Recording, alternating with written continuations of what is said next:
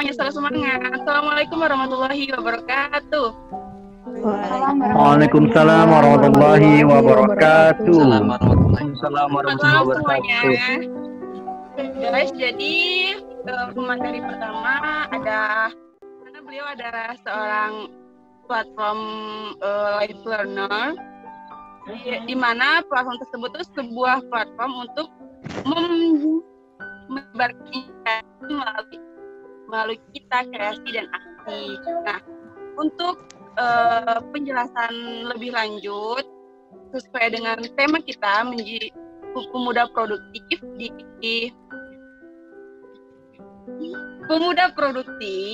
di tengah dalam menyambut Ramadan di tengah pandemi COVID-19. Baiklah, kita sambut pemateri yang utama, ini dia Kak Dina. Silahkan. Ya, sebenarnya terima kasih banyak Rani dan juga teman-teman dari tim Jambi dan teman-teman semua yang ada di sini. Terima kasih sudah berkenan untuk meluangkan waktunya. Jadi malam ini kita lebih ke sharing, ngobrol-ngobrol santai tapi ya sharing-sharing lah intinya ya, cerita-cerita aja gitu. Nah, berkaitan sama topik yang diajukan oleh teman-teman tim Jambi kan ini tentang pemuda produktif.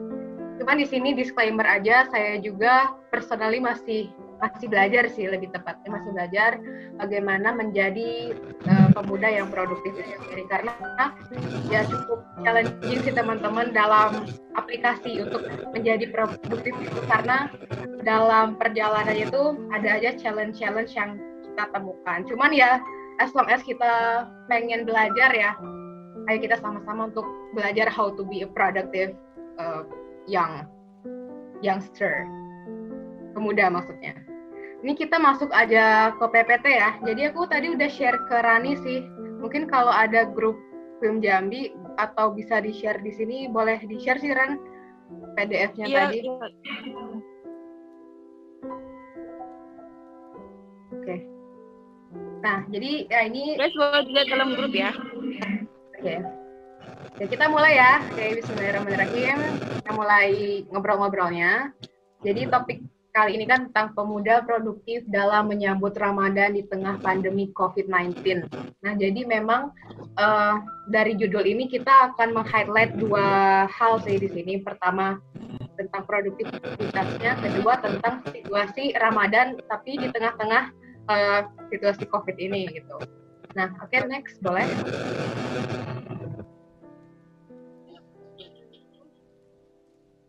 Ya, next. Nah, terus yang tadi aja.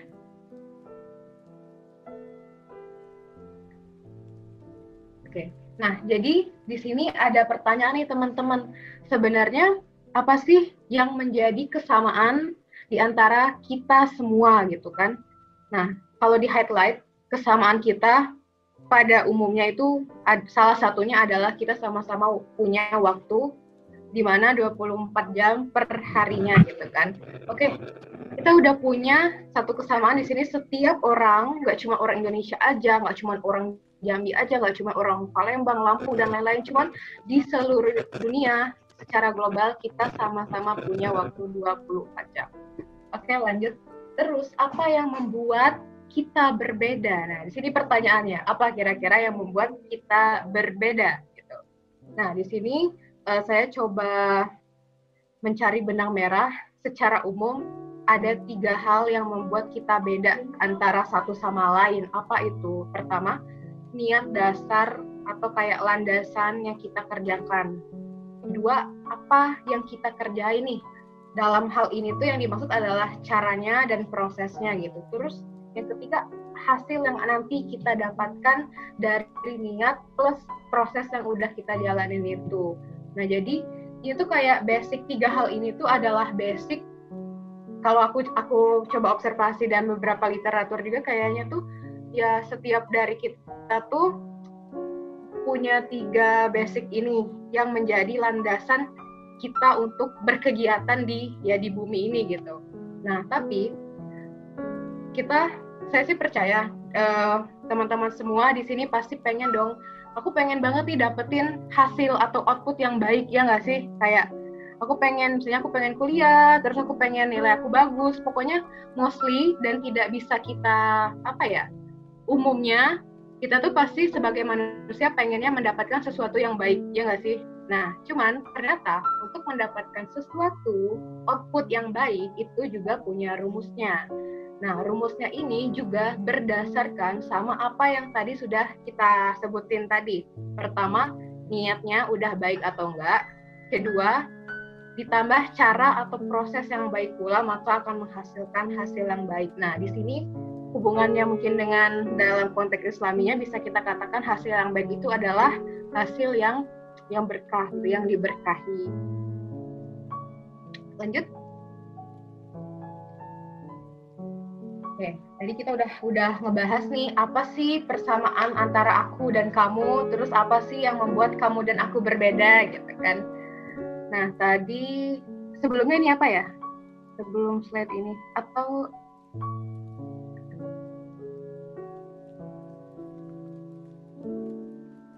boleh dari aku nggak share screen-nya? Aku pakai PPT soalnya. Oke, izin ya teman-teman. Oh iya, nggak bisa ya, host aja ternyata. Itu boleh deh tadi. Ya, yang slide produktif tadi. Maaf ya. Nggak bisa ternyata. Oh, bisa ya? Oh, thank you. Oke. Nah, teman-teman di sini nah, terus yang harus kita highlight malam ini karena topiknya tentang produktif, sebenarnya produktif itu apa sih gitu kan? Oke, sebelum masuk ke situ, aku mau nanya sih sama teman-teman, pasti kita semua dan bahkan literatur sebelumnya itu punya definisinya sendiri tentang produktif itu apa, ya nggak? Mungkin dari Rani ataupun Kak Endah dan teman-teman lainnya punya definisi tersendiri tentang apa sih arti produktif itu. Nah, cuman di sini yang berdasarkan lifetime dan pengalaman-pengalaman sebelumnya, saya mengerucutkan bahwa produktif yang dimaksud, dan ini dalam konteks Islami juga, ternyata produktif itu ketika kita, dimana kita semua tadi punya waktu yang sama, 24 jam per hari itu, tapi kita tuh dimampukan untuk berbuat banyak hal. Nah, di sini bisa di-highlight banyak hal dengan waktu yang sama ya, 24 jam tadi, tapi bukan sembarang hal, namun hal-hal yang mendatangkan kebaikan untuk kita, untuk diri kita sendiri maupun orang lain. Jadi nggak cuman satu alur aja sih teman-teman. Kalau yang aku tahu tentang produktif itu, impact positifnya itu tidak hanya didapatkan oleh kita sendiri, tetapi juga bisa untuk orang lain gitu. Nah, dan hal yang juga saya highlight di sini, menurut saya sih produktif itu adalah sebuah keberkahan. Kenapa? Itu artinya Allah itu mempercayakan kita dengan memberikan kita waktu, dan bentuk Dia memberkahi waktu kita itu dengan kita tuh bisa menggunakan waktu yang sama itu 24 jam per hari itu untuk melakukan banyak hal yang juga bisa mendatangkan kebermanfaatan untuk orang lain. Nah, itu kalau yang saya pribadi memegang teguh apa itu produktif. Jadi kalau teman-teman ingin berteori sendiri juga boleh sih. Jadi ini yang coba saya kerucutkan tentang produktif itu sendiri ya.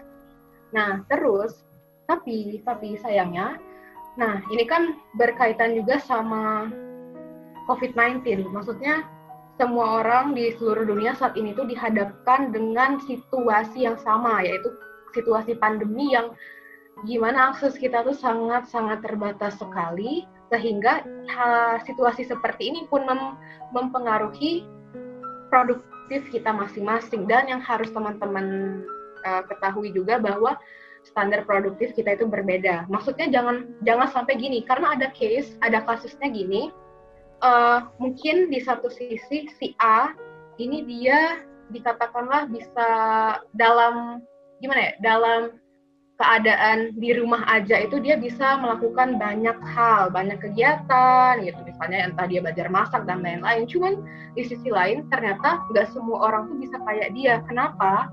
Karena kita dipengaruhi oleh, di sini saya mengerucutkan 4 hal. Pertama, kemampuan kita berbeda. Di sini kemampuan bisa dikatakan dalam hal mungkin sisi ekonomi atau skill dan lain-lain. terus juga keterampilan. Keterampilan tadi masuknya di skill itu, kesempatan kita juga berbeda dan kemauan dari diri kita masing-masing. Nah, kenapa saya di sini bilang standar produktif orang tuh berbeda-beda, karena jangan sampai bisa dikatakan mentang-mentang sekarang tuh lagi banyak waktu luang, terus kalian menjadikan situasi ini tuh sebagai perlombaan untuk menjadi orang yang produktif. Nggak seambis itu juga sih sebenarnya. Yang penting kayak produktif sesuai dengan peran kita masing-masing, sesuai dengan kemampuan kita, sesuai dengan keterampilan kita. Jangan sampai terlalu memaksakan juga, karena in case kan sekarang kalau kita lihat dari data kasus COVID-19 ini kan cukup banyak ya di Indonesia, sudah mencapai angka 5.000 sekian. Dan untuk kita yang beruntung yang alhamdulillah masih diberikan kesehatan, kita sangat senang banget bisa melakukan apapun yang kita inginkan, bisa ya berproduktif ria. Tapi di sisi lain kita lihat kesempatan nih, poin kesempatan, apakah di luar sana orang sama kayak kita?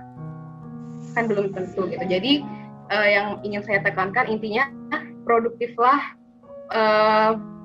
berdasarkan 4 hal ini, dan yang harus kita tanamin, jangan jadikan produktif ini tuh sebagai perlombaan. Jadi kayak ya be yourself juga. Oke. Nah, ini juga relate sama topik sebelumnya tentang produktif itu.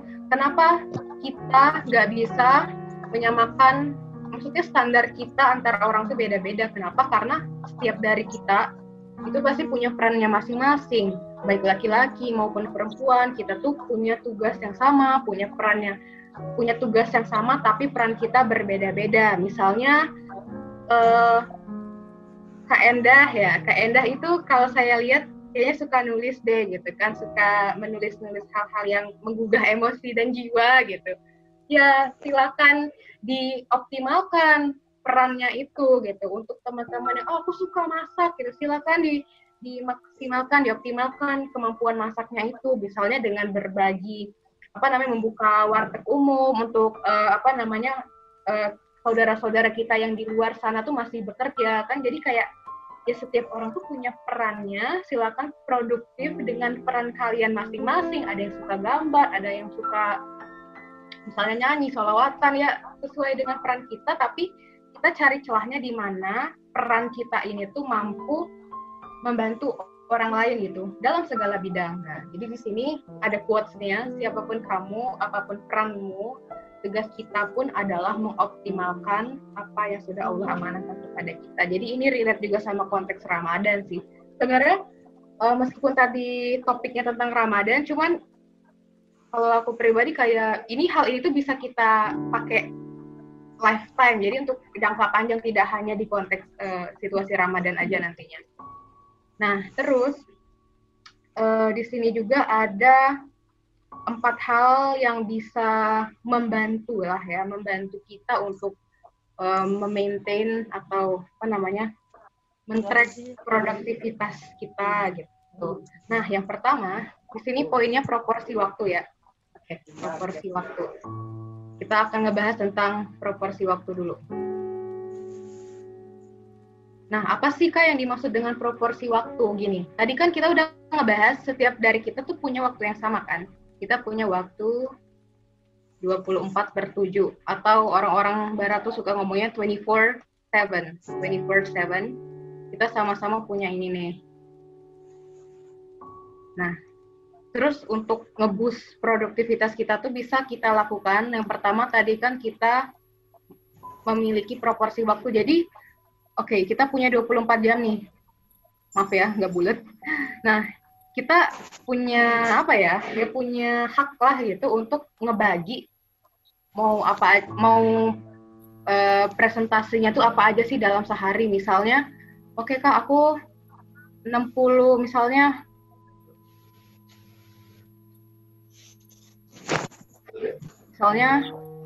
ini berapa nih? Misalnya 60 lah ya. 60% dari 24 jamku pengen aku lakukan untuk menambah skill baru misalnya. Skill. Terus sisanya aku pengen tidur nih, pokoknya tidur segini nih. Misalnya anggaplah 35 lah ya. 35 untuk istirahat rebahan dan lain-lain gitu. Terus misalnya berapa persen lagi untuk misalnya ini untuk baca buku dan sisanya untuk lain-lain. Nah, cuman di sini karena kita berkonteks Islami juga untuk Ramadan, nggak cuma Ramadan juga sih, untuk seumur hidup kita juga.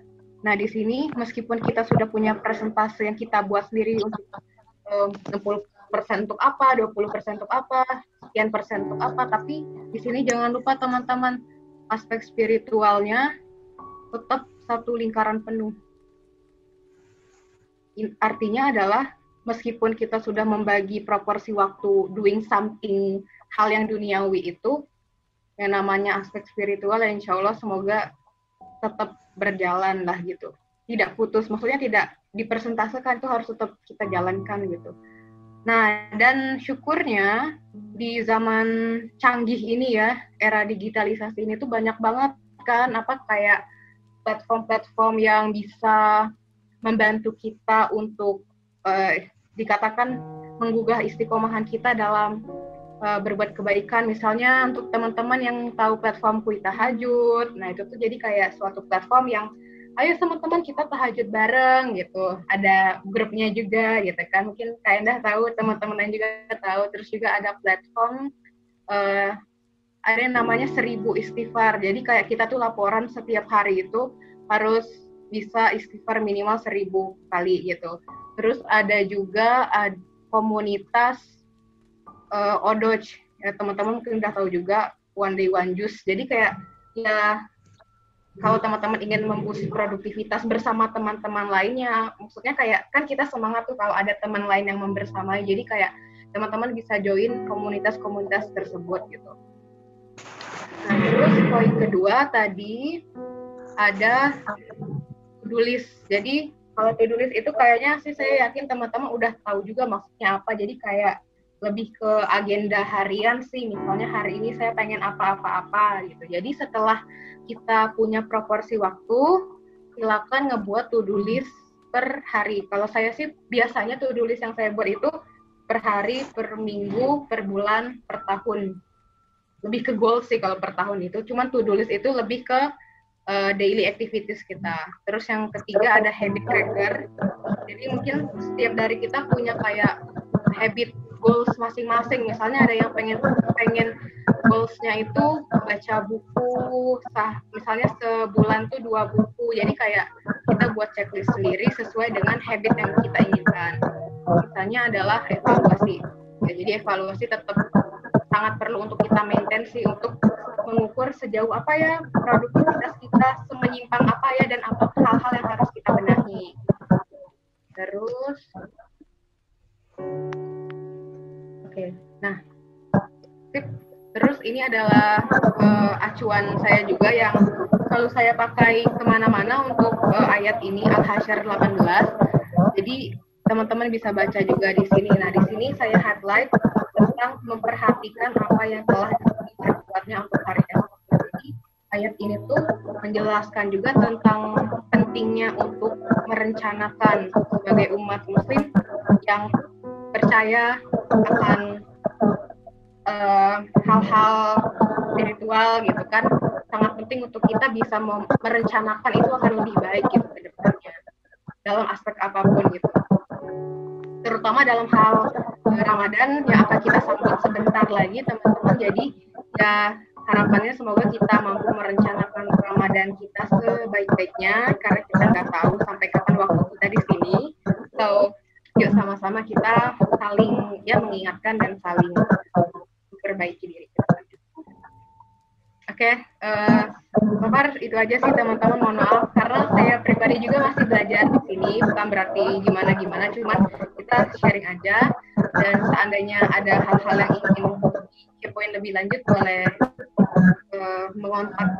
kontak ini. Oke, terima kasih Kak Nina. Aku balikin ke Rani ya untuk hostnya. Oh ya, buat teman-teman yang ingin bertanya tentang masalah program tentang sama Kak Dina ataupun nanti ada Bang Adnan, silakan informasinya kirim ke kami lewat chat yang ada di sini. Oke? Nah, sembari menunggu untuk Bang Adnan yang belum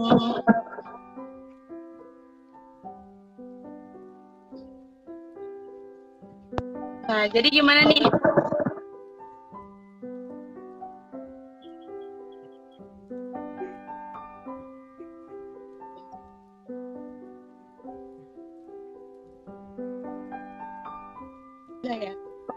Oke, say hello Bang Adnan. Kata Bang Adnan ya. Halo, sore-sore. Oke, ini mulai istirahat nih.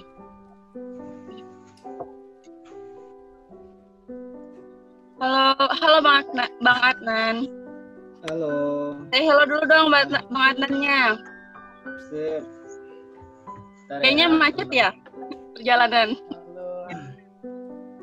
Ini nggak tahu nih teman-teman di sini pada bagus nggak sinyal. Ini hostnya pakai data apa pakai wifi? Pada make iya, pakai wifi. Oke, aman ya. Iya. Ini saya tadinya mau enggak, soalnya agak macet-macet aja. Oh gitu. Iya tadi sih emang pas akhir-akhir emang agak macet kan ya, tapi sekarang udah jelas kok Bang. Jelas ya. Saya tuh tadi mau nge-share slide, cuma saya lupa kok taruh di mana ya slide-nya. Udah nggak usah, kita pakai screen aja ntar. Ya, ini ready nih, bagaimana? Nah, kan kalau kayak gini lebih jelas Bang. Ini saya matiin dulu ya. Nah, sip. Oke, ini gimana nih? Ice breaking dulu kah? Ada MC-nya dulu atau gimana? Silakan boleh. Udah dimulai dari tadi Bang, boleh perkenalan dulu boleh, langsung itu juga boleh. Bentar ya, ini anak saya minta sticky notes bentar.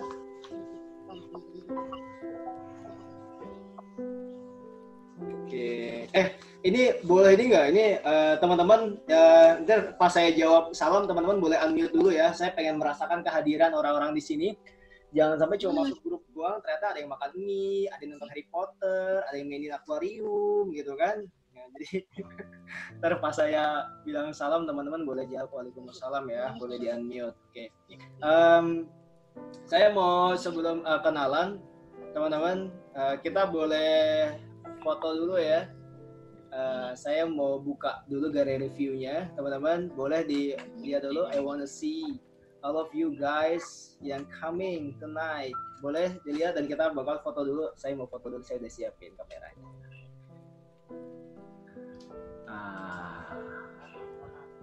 Oke. Nampak sip. Masya Allah, ini dari mana aja ini? Jauh. Ada yang ini dari Jambi semua ini. Dari Jambi semua. Oke, satu duanya lain mana? Bang ada yang ada Jambi. Oke, Sandi, Umar, Sidki, Zahra, Teguh, Ojin, Begawan belum kelihatan ya. Oke, yang ada aja dulu. Oke, lihat di kamera guys. 1, 2. Oke, sip. Oke, thank you. Oke, siap ya. Wah, ini baru muncul nih Sandi Begawan. Apa? Better kalau memang teman-teman bisa nunjukin videonya, it's good. Karena biar saya benar-benar hadir ada di depan orang. Takutnya saya ngomong di depan patung ataupun di depan laptop teman-teman yang sedang tertidur ya. Jadi kalau memang teman-teman berkenan buat ada videonya boleh silakan. Oke, saya mulai ya. Bismillahirrahmanirrahim. Assalamualaikum warahmatullahi wabarakatuh. Waalaikumsalam warahmatullahi wabarakatuh. Waalaikumsalam warahmatullahi wabarakatuh. Wah, gitu dong ada suaranya. Masya Allah. Ya. Alhamdulillahirabbil alamin. Allahumma shalli ala sayyidina Muhammadin fatihil mabluq wal khatimi lima sabaqa nasrul hakim hakim wal hadi ila siratikal mustaqim wa ala alihi haqqa qadrihi wa miqdaril azim. Teman-teman, apa kabarnya? Baik ya. Alhamdulillah, semoga kira-kira mungkin teman-teman yang lagi di karantina 1 bulan udah di rumah aja, mudah-mudahan Allah memudahkan segala urusan teman-teman, dan mudah-mudahan yang saat ini sedang struggle untuk mencari pekerjaan, struggle untuk kuliah, struggle untuk sekolah, dan struggle untuk mencari jodoh, semoga Allah mudahkan segala urusannya apapun itu selama itu masih dalam kebaikan. Oke, terima kasih dulu dong buat Fim Jambi. Terima kasih Fim Jambi ya udah ngundang, Masya Allah. Ini saya masih nggak percaya ternyata saya ini adalah anggota Fim ya. Jadi nggak apa-apa lah ya. Jadi dulu pengen banget masuk Fim, ternyata gagal ya. Sekarang baru masuk, alhamdulillah. Dan saya hello dulu buat Faina Faradina. Ini kayaknya tuh nggak pernah. Waktu. Thank you Kak, thank you banget. Iya, siap, Masya Allah. Ini ahlinya udah ngomong nih. Sebenarnya saya nggak usah ngomong. Faina aja sampai akhir harusnya. Ya Allah gitu banget itu Kak, tawadu banget nih emang. Enggak, padahal ya Allah, saya dari tadi udah ikut loh di kelasnya dari awal, udah mantengin ya, Masya Allah. Oke, teman-teman, jadi tadi saya mau ngasih slide, cuman saya lupa naruh slide-nya di mana, biar kagak kelamaan, karena katanya waktunya cuma 20 menitan buat maparin materi. So, tadi pemateri kita yang pertama sudah menjelaskan tentang produktivitas. Kayaknya mungkin mendefinisikan lagi produktivitas kayaknya nggak perlu, biar nggak redundant ya. Cuman intinya kayak gini teman-teman semuanya. Kita mulai ya, Bismillahirrahmanirrahim. Tapi sebelum mulai saya nggak mau serius-serius banget gitu. Teman-teman boleh tangannya gini semua. Ya kita ice breaking go. Semuanya ikutin.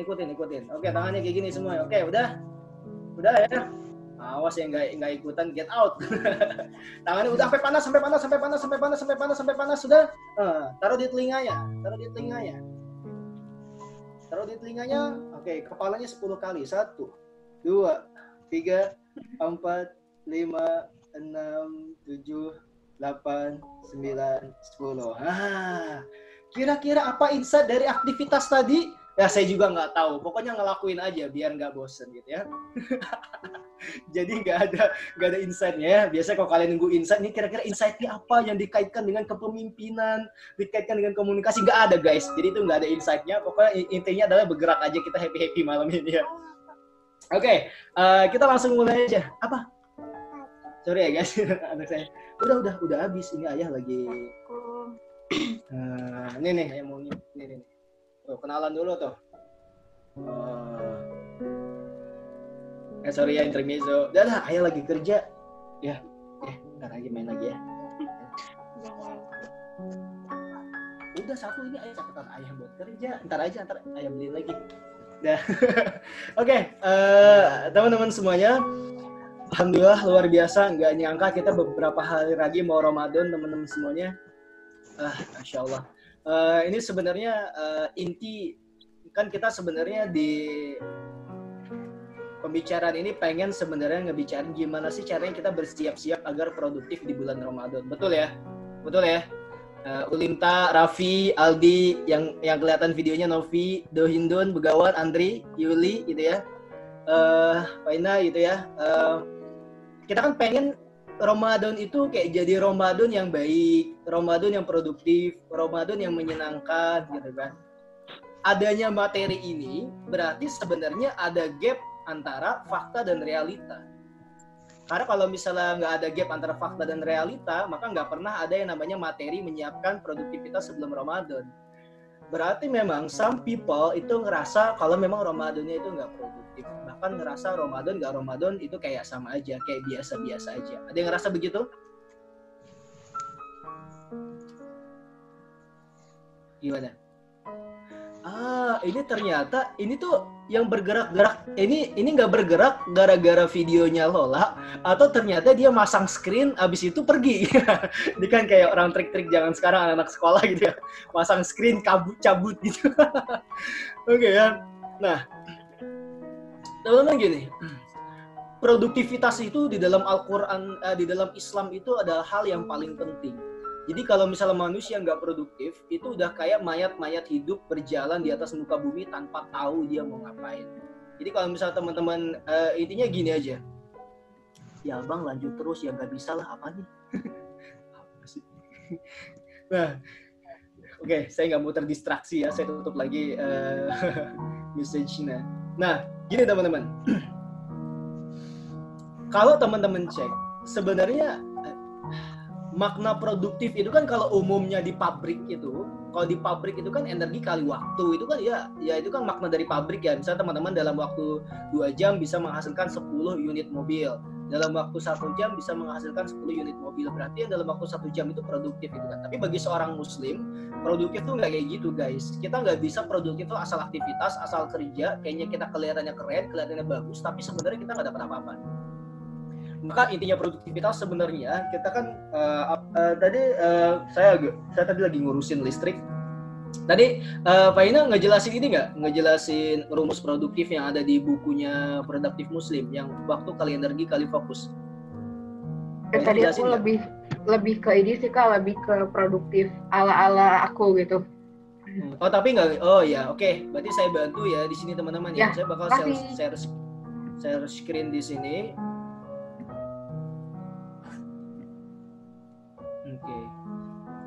Oke, ini share screen di sini ya. Jadi gini teman-teman, produktif itu kasih ya.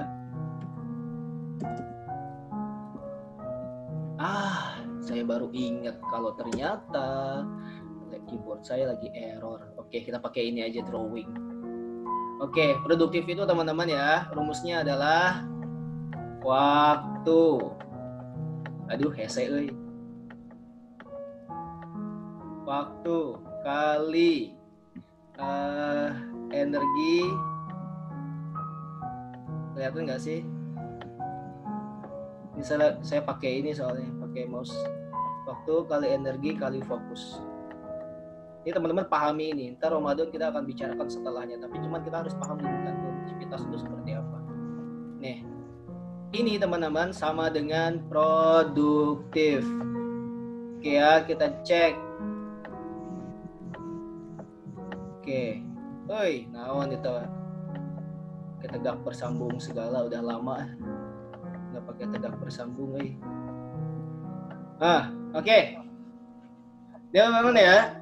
Jadi gini, produktif itu teman-teman, yang umumnya sering banget dipahami. Ya udah, kalau misal kita menggunakan waktu seefisien mungkin, dengan energi sebagus mungkin, maka kita dikatakan produktif. Padahal enggak. Contohnya gini, tadi saya bilang, contohnya teman-teman menghafal bahasa Inggris, energi adalah menghafal kosakata bahasa Inggris. Waktunya adalah dalam waktu 10 menit. Saya menghafal 100 kosakata bahasa Inggris dalam waktu 10 menit.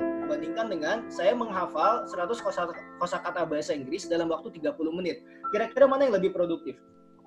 Yang 10 menit kan? Oke. Kira-kira kalau misal teman-teman melihat ada seseorang yang setiap harinya dia itu menghafal 100 kosakata bahasa Inggris dalam waktu 10 menit. Kira-kira menurut teman-teman orang itu produktif atau enggak? Orang-orang memahaminya yaitu produktif. Gitu kan? Tapi dia dapat hasil atau enggak, dapat manfaat atau enggak tahu. Yang penting kayaknya kelihatannya produktif, kelihatannya kayaknya beraktivitas, kelihatannya kayaknya keren. Tapi ketika ditanya sebenarnya apa yang kamu dapatkan? Apa sih tujuanmu dari kamu melakukan sebuah aktivitas ngafalin kosakata? Ya apa ya, pokoknya ngafalin aja biar bisa jago bahasa Inggris. Kenapa kamu harus bisa jago bahasa Inggris? Ya biar bisa ngomong sama orang bule. Kenapa kamu harus ngomong sama orang bule? Emang apa pentingnya ngomong sama orang bule? Ya yang nggak tahu deh, pokoknya ntar juga lama-lama kepake. Ada yang kayak gitu? Kita itu sering terjebak teman-teman sama aktivitas yang sebenarnya seringkali itu kita tidak tahu dapat manfaat apa dari situ. Kita nggak ada fokusnya. Fokus itu teman-teman, yang pertama, ini betul tadi ada niat ya, dari Pak Ina yang bilang ada niat. Oke, fokus itu niat. Pertama, ini harus clear dulu sebelum kita masuk ke pembahasan Ramadan. Pertama, fokus itu ada niat. Setelah niat teman-teman harus tahu dulu goalsnya apa, tujuan. Ini kita harus paham ini dudukan yang sangat sederhana, tapi ini penting banget buat anak-anak muda zaman sekarang. Karena kenapa? Kita ini guys sering banget terdistraksi sama informasi-informasi yang banyak banget masuk ke dalam kepala kita. Oke, sekarang coba teman-teman scrolling Instagram sekarang. Berapa banyak informasi yang kita dapetin? Mulai akun gosip, mulai receh, mulai politik, mulai kajian, mulai tiba-tiba teman ada yang nge-share dia nikah, ada yang selesai skripsi, apa banyak banget gitu kan. Jadi banyak banget informasi masuk ke dalam kepala kita. Kalau kita tidak antisipasi akhirnya tidak fokus sama sesuatu, akhirnya kita menjadi orang yang bingung. Seakan-akan produktif, sebenarnya enggak, tapi orangnya sibuk. So, produktif itu kita harus ngerti fokusnya apa. Jadi bukan cuma ngandelin efisiensi waktu sama berapa banyak energinya, tapi kagak tahu fokusnya apa. Sekarang saya analogikan lagi kayak gini teman-teman. Ada orang olahraga ini, ada anak muda usia 25 tahun, dia olahraga lari setiap hari. Dia produktif gak kira-kira? Ada yang punya pendapat? Setiap hari terdengar produktif ya, terlihat produktif gitu ya Mbak Ena ya. Terdengar, terlihat dan terasa produktif, tapi nggak itu terasa buat kita ya, tapi nggak tahu buat dia. Sekarang kita tanya aja, ditanya dulu kenapa kamu harus lari pagi? Gitu. Pertama dia bisa jawab, oh ya jaga kesehatan. Jaga kesehatan kira-kira udah fokus apa belum kira-kira? Itu belum spesifik teman-teman. Yang namanya satu paket waktu, energi kali fokus, itu akan menentukan bagaimana seseorang mengeksekusi sebuah aktivitas. Contohnya ya, setiap jam 7 waktu ya, dia lari pagi, energi. Oke, pertama dia nggak tahu kenapa dia harus lari pagi, pokoknya asal sehat aja. Tapi dia nggak betul-betul mengerti kenapa dia harus lari. Kenapa aktivitasnya bukan barbelan aja. Kenapa aktivitasnya adalah bukan berenang. Kenapa aktivitasnya itu bukan main volley, main badminton. Kenapa harus lari. Dia sendiri bisa jadi nggak tahu apa efek dari berlari. Efek untuk kakinya, efek untuk tubuhnya. Nah itu yang paling bahaya teman-teman. Karena kenapa? Yang pertama kita nggak fokus. Kita nggak betul-betul mengerti sebenarnya yang kita kerjakan ini untuk apa. Seorang muslim yang produktif, selain niatnya beraktivitas karena Allah, dia harus betul-betul mengerti karena apa yang dia kerjakan akan dimintai pertanggungjawabannya oleh Allah. Itu kalau misalnya dalam tahap dimasukkan ke dalam konsep keislaman. Tapi kalau misalnya pemahaman umumnya, ini orang lari buat apa? Teman-teman bisa jadi nggak yang namanya olahraga lari sama berenang beda nggak? Beda ya. Dari satu di darat, satu di air. Pertama, kebutuhannya bisa jadi beda. Yang kedua, tujuannya bisa jadi beda. Nah, ketika dia lari, contohnya, oh, lari saya ingin menurunkan berat badan. Oke, bisa jadi mungkin salah satunya berlari. Tapi kalau misalnya kedua, oh, oke, saya ingin bisa fokus lebih banyak di perhatian nafas. Bisa jadi lari, bisa jadi berenang. Maka sebenarnya mana yang lebih difokuskan? Ketika dia tahu, oh ternyata ternyata saya harus lebih berenang, maka ganti dia dari lari ke renang. Nah, ketika di renang, dia tahu, saya untuk melatih pernafasan saya sampai akhirnya saya bisa bernafas lebih panjang, kira-kira harus berapa lama waktunya, terus berapa jauh meteran renangnya, gayanya harus seperti apa. Itu orang-orang yang produktif, guys. Jadi produktif itu nggak sembarangan. Dia harus betul-betul mengerti yang dia lakukan itu bagaimana caranya, apa tujuannya, kapan, bagaimana cara melakukannya, situasinya seperti apa, itu orang-orang produktif. Nah, teman-teman semuanya sampai sini clear ya pemahaman tentang produktivitas. Jadi kita bisa lakukan setiap hari. Bisa jadi kita baca buku tapi nggak produktif sebenarnya. Karena kita sendiri nggak tahu kenapa kita harus baca buku A. Contoh ya, saya kasih contoh teman-teman. Saya ambil satu buku apa ya yang paling mudah buku ya ini. Oke. Contoh nih, saya baca buku ini Ikhlas dan Tawakal karyanya Dr. Yusuf Qaradawi. Teman-teman sering banget kan baca buku gitu kan? Ada kebiasaan yang sering baca buku, kayaknya orang tuh kalau kelihatan baca buku kayaknya nampak keren, nampak mantap.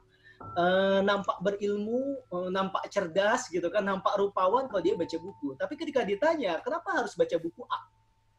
Emang tujuannya buat apa baca buku ini? Kalau ya asal baca buku aja sih buat nambah-nambah ilmu, nah itu kurang produktif teman-teman. Berarti nggak fokus. Tapi kalau saya baca buku Ikhlas dan Tawakal karena memang saya belum betul-betul mengerti kenapa konsep ikhlas itu seperti apa sih, konsep tawakal itu seperti apa. Bukan? Oh, ketika saya baca ini, mau saya apain setelahnya? Oh, setelah saya baca buku Ikhlas dan Tawakal, biar lebih ngelotok, kira-kira saya bakal bikin sharing sessionnya, saya bakal langsung praktekin dalam keluarga. Jadi langsung ada take action-nya. Itu orang-orang produktif.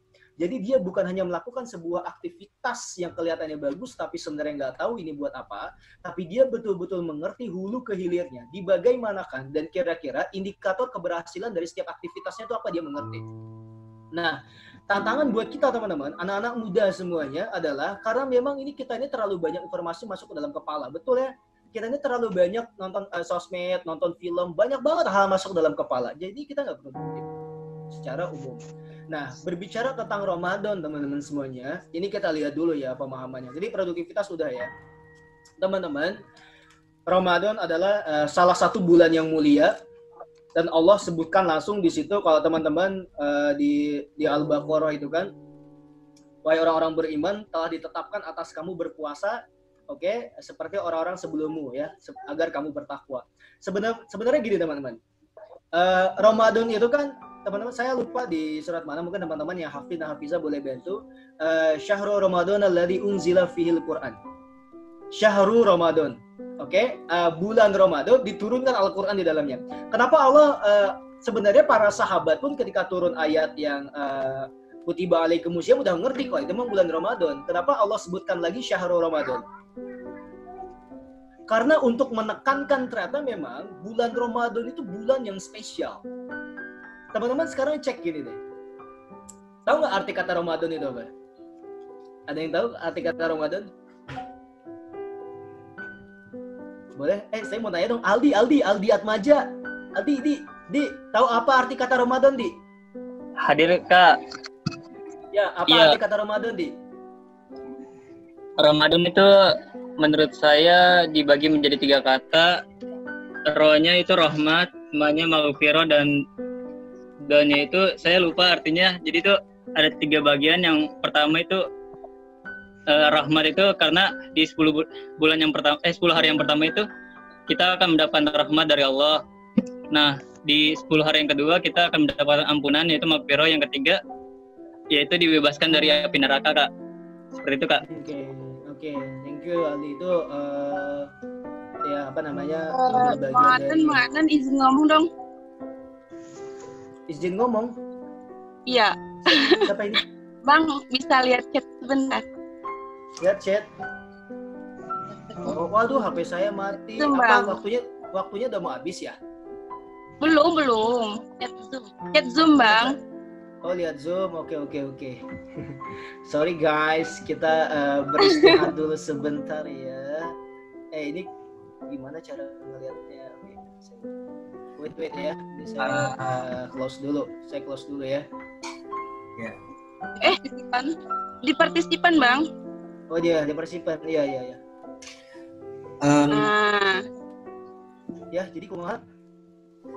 Bang. Iya, naon. Iya, apa? Kenapa? Spotlightnya masih Kak Dina nih. Jadi spotlightnya masih Kak Dina. Ya. Jadi dari tadi selain share-nya Kakak, ada Kak Dina di sebelah.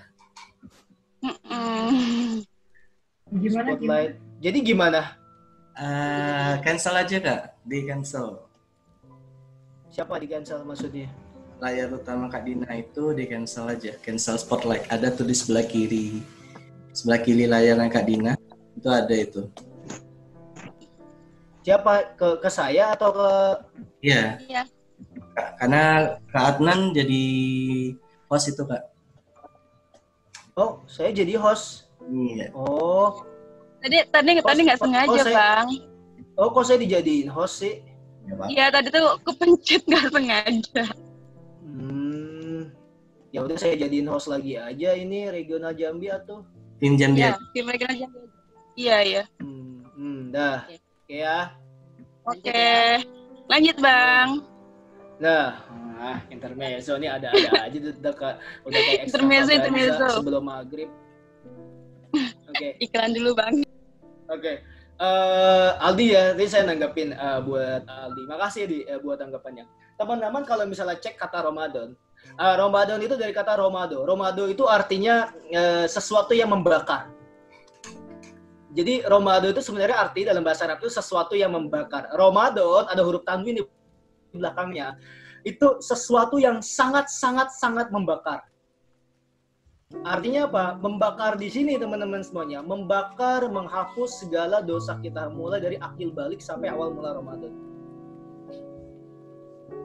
Gitu ya. Jadi maknanya kita harus paham.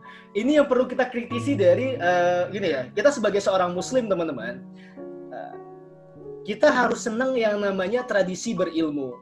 Kita harus seneng yang namanya mempelajari sebuah definisi. Kita harus seneng yang namanya mempelajari diksi, kata-kata, pemahaman sebuah frase. Kita harus paham. Karena kenapa? Biar kita ngerti maknanya itu apa. Contohnya gini. Saya nyalonin jadi ketua BEM, contohnya ya, dulu waktu saya kuliah gitu ya, katakanlah saya nyalonin jadi ketua BEM, terus saya bilang kayak gini ke teman-teman semuanya, hey, pilih saya dong, slogan saya orangnya dedikatif, integritas, dan jujur. Kira-kira teman-teman ngerti nggak apa arti katanya integritas? Kayaknya keren gitu kan, wah pokoknya kalau misalnya udah ada di banner dedikatif, integritas, jujur itu kayaknya keren. Ini harus dipilih nih, pilih Adnan jadi ketua BEM, coblos. Tapi ketika ditanya, lu ngerti nggak sebenarnya arti kata integritas? Apa ya? Pokoknya kelihatannya keren bos, gua pilih aja gitu ya. Aku pilih aja udah, gitu kan? Kayaknya kelihatannya keren kata integritas, tapi ketika ditanya artinya, nggak tahu. Nah, makna Ramadan teman-teman, Masya Allah, la haula wala quwata illa billah. Jangan sampai kita sudah berpuluh tahun hidup, tapi baru tahu ternyata makna Ramadan diambil dari kata Ramadan artinya membakar atau mengampuni sampai seampun-ampunnya. Jadi bayangin teman-teman semuanya, bulan Ramadan ini bulan yang luar biasa. Teman-teman lihat ya, teman-teman lihat. Ini kata kunci ya. Kita sering banget nggak mengalami kesulitan dalam hidup. Kita sering punya masalah kayaknya nggak selesai, kok masalah datang nggak muncul lagi, nggak ada solusinya. Kita pengen lomba kok tiba-tiba kalah, kita pengen ujian tiba-tiba bukunya hilang, banyak banget masalah. Tapi kayaknya nggak kelar-kelar. Kok nyari jodoh susah, kok keluarga saya begini, kok begitu. Banyak hal yang kita udah hadapi dalam kehidupan kita, tapi kok sulit untuk mencari solusinya. Bisa jadi teman-teman, karena memang ada banyak dosa yang memang dia menutupi kita. Karena dosa yang menutupi kita, itulah yang membuat maghfirah Allah tuh nggak turun. Teman-teman, sekarang saya analogikan kayak gini ya. Ya, ini gelas teman-teman. Ini gelas ya. Ini tumbler sorry ya. Ini tumbler. Ini teman-teman nih. Ini teman-teman ya. Oke. Teman-teman semuanya, tahu nggak? Rizki Allah itu luas. Allah ngasih solusi itu tidak terhingga. Allah ngasih kemudahan itu tidak terhingga. Dan tahu nggak teman-teman? Dalam ketika Allah berfirman, ud'uli astajib lakum. Mintalah kepadaku, maka aku niscaya akan mengabulkannya. Pasti. Pernah dengar dalil itu? Pernah dengar ya? Berdoa kepadaku, pasti akan aku kabulkan. Namanya pasti bagi Allah tidak mungkin diingkari. Tapi pertanyaan begini, ya Allah, saya ini sudah berdoa. Tapi kenapa kok solusinya kagak turun-turun ya Allah? Kok kagak selesai masalah saya ya Allah? Tahu nggak kenapa teman-teman? Ini kita nih, ya, ini kita. Ini ibarat solusi, rizki, kemudahan, jodoh, solusi itu terbang di atas langit tuh kayak gini. Dia itu pergi mencari pemilik dari doa. Clear ya? Wah, kalau ternyata orangnya pas nih, wah solusi masuk, beng, rezeki masuk, beng, jodoh datang, beng, masuk. Itu terjawabnya doa. Tapi teman-teman semuanya, ada loh orang-orang yang memang tidak ingin mendapatkan rezeki. Artinya apa? Dia menutup diri dari rahmat Allah. Lihat, masuk gak? Nggak akan masuk kan? Mau dipaksain, rusak. Tahu nggak apa ini teman-teman semuanya? Itu dosa kita.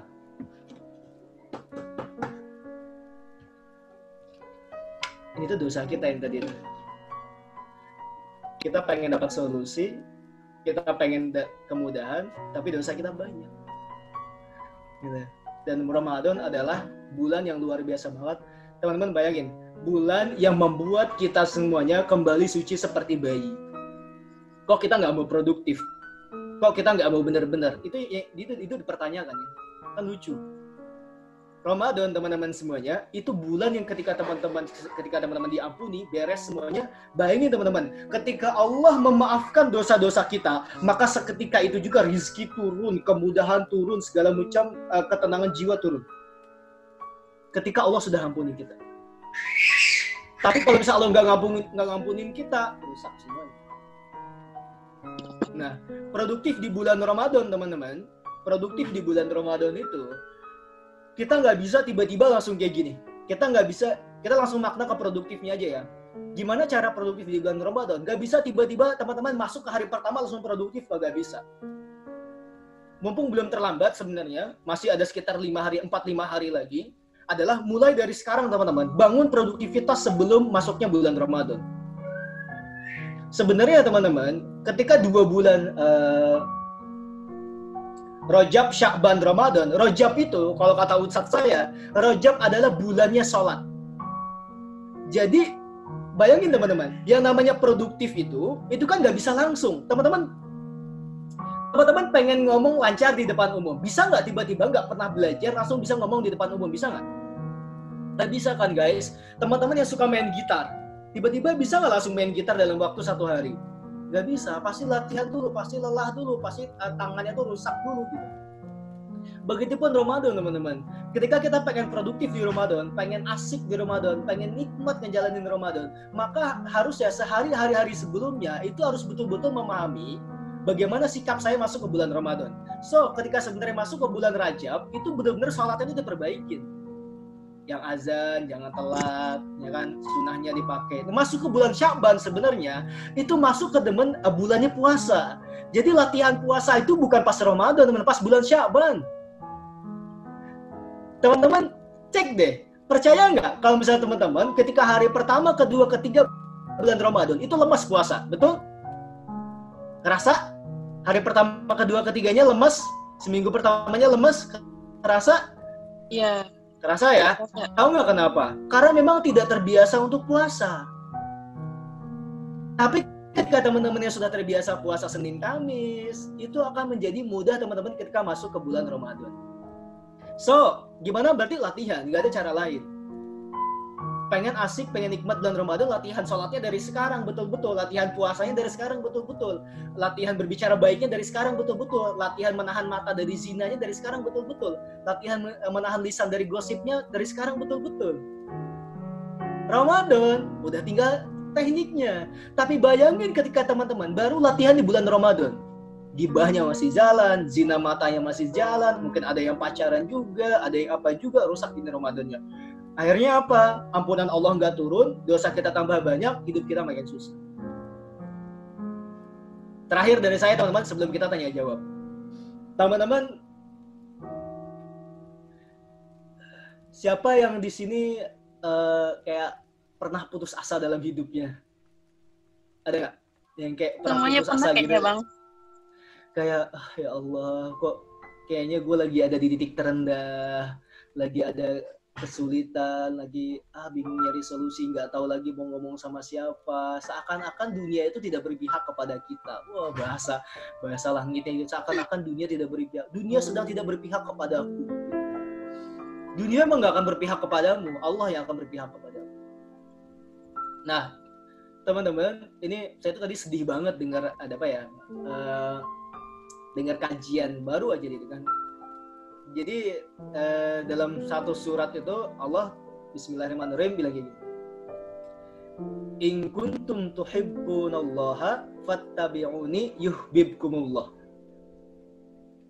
In kuntum tuhibbunallaha, apa artinya teman-teman? Ada yang tahu nggak? Jika, in itu jika ya dalam bahasa Arab. Jika kamu mencintai Allah, tapi bedanya gini teman-teman. Nah, itu ada kuntumnya ya, ada kuntum. Tapi kalau gini, in tuhibbunallaha, apabila kamu mencintai Allah, itu in tuhibbunallah. Gitu kan.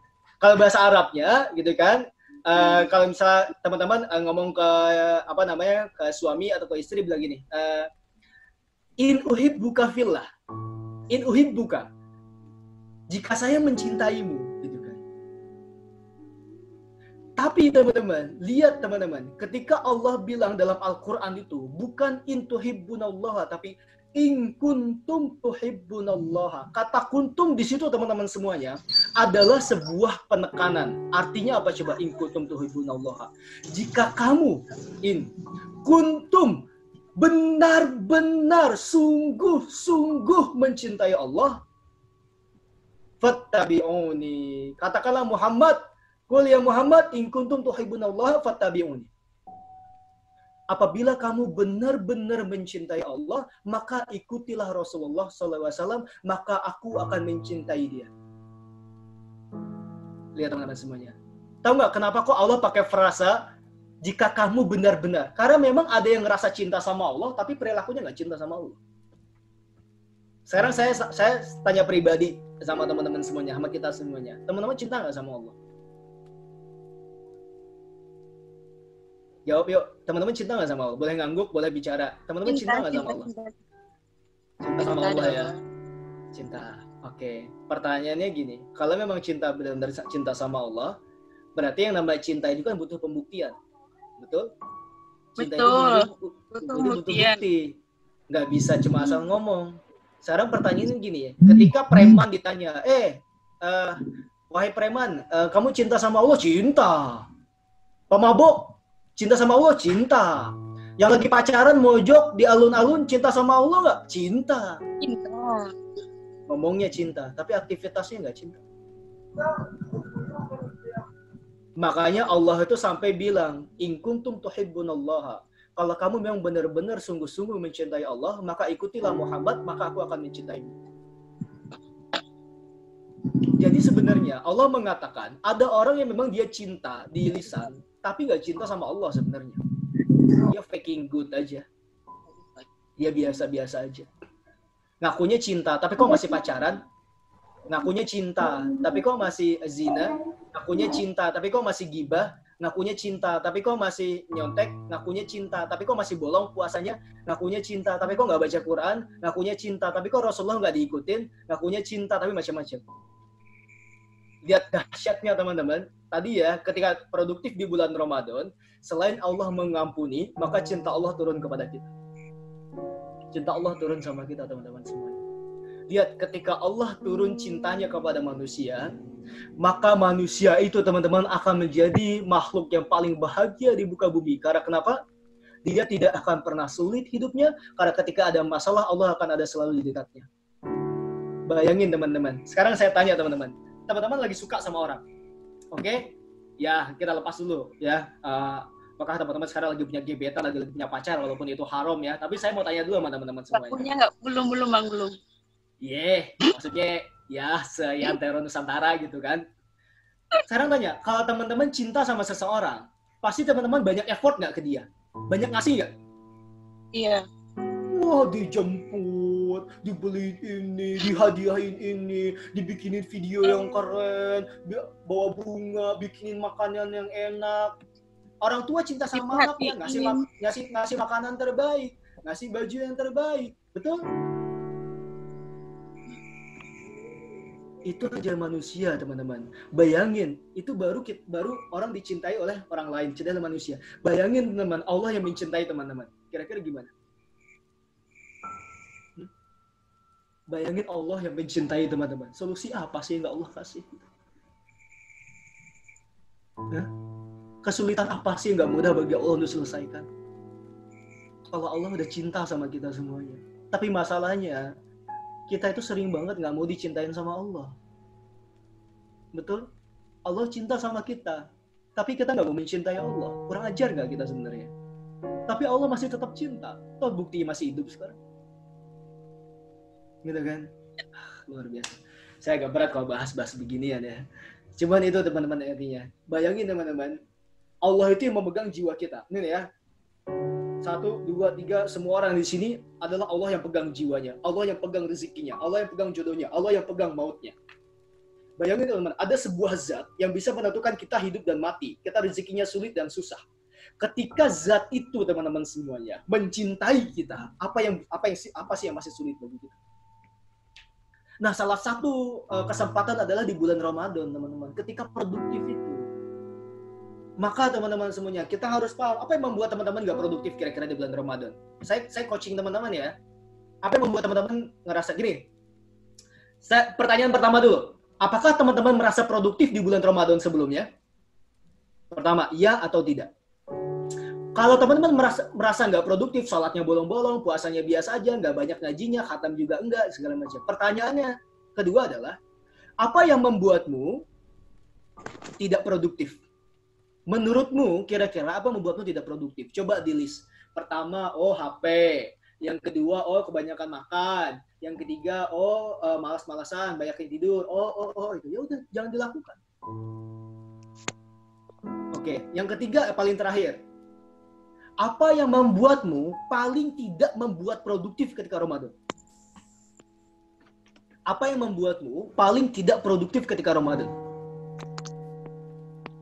Ada yang bisa jawab?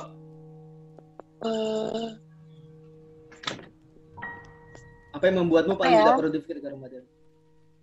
Apa? Kayak Apakah ini baca Quran gitu, Bang?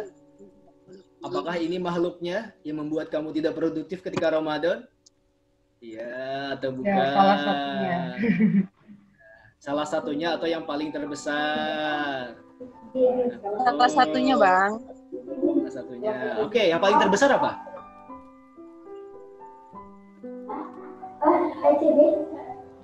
Tidur banyakan. Oke ya. Oke, gitu ya teman-teman ya. Kita diskusi aja. Tapi pemahamannya kayak gitu teman-teman semuanya. Jadi bulan Ramadan itu nggak bisa kita asal masuk bulan Ramadan kalau kita nggak biasain. Kita harus biasain dari sekarang. Teman-teman nanti ada waktu untuk puasa hari Senin, puasain Seninnya dari sekarang. Mau biasakan Daudnya dari sekarang. Biasain baca Qurannya dari sekarang. Teman-teman, ketika mata ini udah sering melihat yang baik-baik, maka dia akan benci melihat yang buruk-buruk. Ketika lisan ini sering mengatakan yang baik-baik, maka dia benci mengatakan yang buruk-buruk. Ketika tangan dan kaki ini sering melakukan yang baik-baik, maka dia tidak akan mungkin melakukan yang buruk-buruk. Dia akan benci pada sesuatu yang buruk-buruk. Tapi ketika Ramadan ternyata mata kita masih melihat zina, tangan kita masih berzina, kaki kita masih berzina, hati kita masih berzina. Karena percayalah teman-teman semuanya, ternyata memang keseharian kita adalah orang-orang yang banyak bermaksiat kepada Allah. Kita teman-teman, udah kayak ustadz ya guys ya. Nah, apa-apa, kita diskusi lagi, silakan. Dah, usah mangga, saya bisa terlalu lama, Maklum lah, Pak Trainer kasih ini lama. Kita kan boleh mangga bos, Dilanjutkan. Saya off ya. Udah nih, saya off. Oke, terima kasih Bang Adnan. Masya Allah, luar biasa sekali pemaparannya. Give applause dong buat Bang Adnan. Prak. Nah, buat teman-teman yang mau bertanya tentang produktifan yang telah dipaparkan oleh Bang Adnan dan Kak Dina tadi, monggo deh.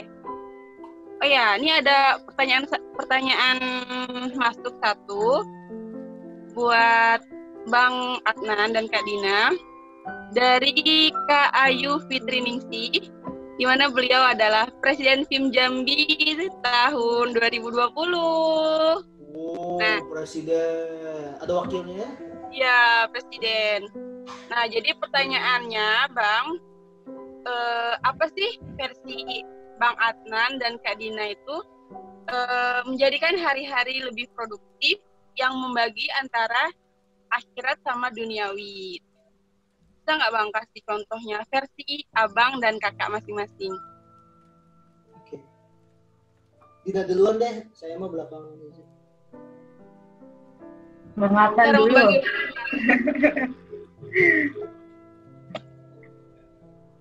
Din, silakan Din. Cara bagi waktunya Bang, apakah ada yang paling pentingnya harus kita pilih contohnya gitu? Okay. Siapa dulu nih? Bang Kak Dina deh, boleh Kak Dina dulu. Oke, terima kasih Kak Ayu, Ibu Presiden. Ya, aku dulu ketemu Kak Ayu juga nih di Platnas. Oke. Terkait dengan pertanyaan tadi, sebenarnya kalau saya pribadi lebih relate sama yang tadi saya share tentang proporsi itu tadi sih. Yang di sini kita semua sama-sama punya waktu yang sama. Nah, dalam hal duniawi kita bisa memproporsikan persentase, oke, kegiatan ini sekian persen, ini sekian persen, cuman ada satu hal yang tidak boleh putus sih, maksudnya yang sejauh apapun, sebanyak apapun persentase duniawi yang kita buat, lingkaran spiritual ini tidak boleh putus. Intinya selama kita berkegiatan, dimulai dari awal aja kayak niat yang kita lakukan itu kan niat karena Allah kan sudah terhitung ibadah juga teman-teman. Nah terus juga misalnya bisa, jadi kita tuh kayak lebih ke kombinasi aja sih aktivitas sehari-hari kita, misalnya kayak mungkin anak kosan misalnya kayak kita nyapu, niatin aja kayaknya kita bersih-bersih rumah itu untuk menjaga kebersihan, terus juga menjaga kebersihan. Kenapa harus menjaga kebersihan? Untuk misalnya menghindari diri kita dari penyakit-penyakit yang akan masuk kalau kita nggak menjaga kebersihan lingkungan kita gitu. Dan menjaga diri itu kan salah satu anjuran juga kan, untuk sebagai muslim harus juga menjaga diri kita, menjauhkan dari segala penyakit juga gitu kan. Jadi kayak setiap aktivitas, kalau saya pribadi sih kayak setiap aktivitas yang kita lakukan itu relate sama hal spiritual juga gitu. Terus kayak hal-hal lain yang mungkin kayak sunnah-sunnah yang bisa kita lakukan juga gitu.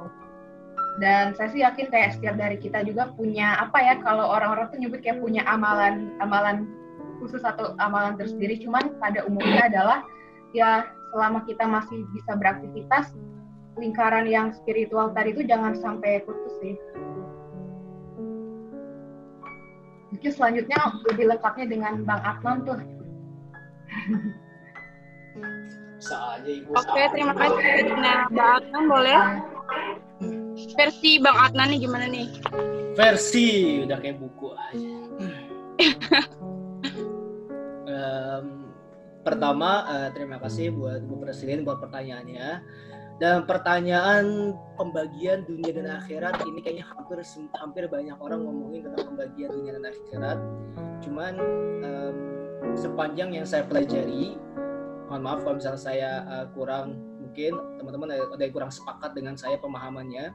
Jadi gini teman-teman, yang namanya dunia akhirat itu nggak bisa dibagi. Dunia akhirat itu satu kesatuan, nggak bisa. Kita nggak bisa bilang ini aktivitas dunia, ini aktivitas akhirat, nggak bisa. Berarti teman-teman secara tidak langsung bilang ini saya tidak sedang bersama Allah, ya ini saya sedang bersama Allah. Saya ulangi ya, dunia dan akhirat tidak bisa dipisahkan aktivitasnya. Seakan-akan kalau dipisahkan tuh bilang ini saya saat saya sedang tidak bersama Allah, ya ini saat saya sedang bersama Allah.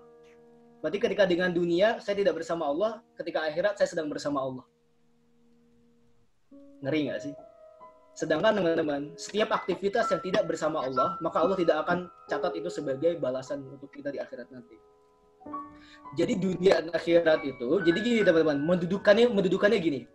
Dunia itu adalah tempat kita tinggal untuk menuju ke akhirat. Clear ya?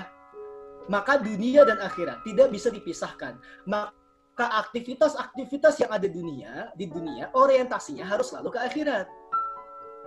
Jadi nggak bisa dibagi antara dunia sama akhirat. Contoh kayak gini, teman-teman main sama temannya, oke ya, lagi main. Oh ini aktivitas dunia nih, lagi main, lagi ngumpul nongkrong, itu aktivitas dunia tuh. Itu kan, berarti itu nggak ngomongin Allah lah gitu.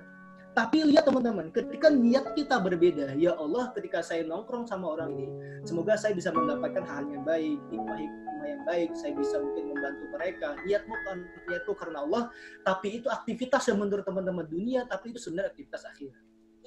Jadi dunia dan akhirat nggak bisa dipisahkan, teman-teman. Setiap hari kita selalu mikir apa aktivitas akhirat yang memang akan saya lakukan. Ketika kita ngomong sama orang, orientasi akhiratnya apa? Ketika kita baca buku, orientasinya akhiratnya apa? Bahkan ketika kita rebahan sekalipun, ada orientasi akhiratnya nggak? Ketika kita rebahan. Contoh ketika kita rebahan, apa sih tujuan teman-teman rebahan? Ya Allah, saya pengen istirahat sebentar, nggak apa-apa lah, melakukan hal yang mubah, gitu ya. Main sosmed, mubah, gitu kan. Nonton, mubah, asal orientasinya tidak kepada yang haram. Nonton film yang haram, scrolling yang haram, itu maka jadi haram teman-teman, bukan mubah lagi. Maka salah satu untuk mengecoh setan adalah lakukan hal yang mubah, karena setan tuh bingung kalau sama yang mubah itu. Kalau kata Bisbah itu mubah itu kan nggak haram ya udah, tapi sama Allah nggak dilarang, ya boleh gitu kan, tapi nggak dapat pahala. Mubah tapi sama setan itu nggak masuk ke haram. Waduh, gua kagak ada tabungan nih bos, nggak dapat tabungan gitu. Jadi minimal masuknya ke mubah teman-teman. Jadi tetap orientasinya adalah akhirat. Tapi tidak bisa dibagi antara dunia dan akhirat. Ini bahaya sekali paham sekularisme yang sering banget ada di sekeliling kita, seakan-akan kalau misalnya kita aktivitas yang sifatnya adalah bisnis, bekerja, nyari uang, itu seakan-akan itu bukan orientasi akhirat. Ya, kira-kira kayaknya yang akhirat itu ya sholat, ngaji, puasa, itu kayaknya akhirat. Semuanya akhirat, teman-teman. Semuanya akhirat aktivitas. Tidak ada yang tidak akhirat. Ada satu aktivitas yang orientasinya bukan karena Allah, bukan karena akhirat, maka tidak akan pernah dicatat dalam amal kebaikan. Ini kita harus pahami sebagai seorang muslim, karena akidah kita harus kuat di sini, gitu ya. Pemahaman produktivitas bagi dunia akhirat. Dunia akhirat tidak bisa dibagi, ya satu kesatuan. Yang ada hanya ketika melakukan aktivitas apapun di dunia, maka orientasinya harus adalah akhirat. Karena kenapa? Kalau tidak ada orientasi akhirat di situ, maka aktivitas kita akan sia-sia dan Allah tidak akan mencatatnya sebagai sebuah balasan yang akan digunakan ketika kita di syurga. Insyaallah. Amin. Masya Allah, terima kasih Bang. Berarti dalam produksi dengan dunia akhirat itu emang nggak bisa dibagi ya Bang? Nggak bisa. Produktivitasnya. Jadi seperti saya bilang, yang namanya aktivitas itu teman-teman, orientasinya semua ke akhirat kan. Ya, pertanyaan ini gini, untuk apa kita melakukan sebuah aktivitas yang sebenarnya itu bisa masuk ke ranah orientasi akhirat, tapi nggak kita akhiratin? Kan rugi banget. Rugi nggak sih? Contoh banget, teman-teman sering naik motor ya, kayaknya itu aktivitas biasa gitu ya. Tapi bayangin teman-teman, ketika pertama niat teman-teman naik motor itu untuk apa? Niatnya Bismillah, ya Allah, saya niat naik motor ingin beli buah contohnya. Bismillah, ya Allah, saya ingin beli buah. Kenapa saya harus beli buah ya Allah? Biar ketika nanti saya beli buah, saya lebih sehat. Ketika saya lebih sehat, saya bisa lebih banyak berzikir kepadamu, bantu orang lain lebih banyak. Maka setiap kebutan dari motor teman-teman itu, Allah, maka setiap kebutannya, setiap putaran gerigi dari rodanya, maka Allah akan catat itu sebagai amal kebaikan baru. Bukan cuma asal naik. Oke, terima kasih Bang. Bagaimana Kak Ayu? Sudah puas dengan jawabannya? Kak Ayu.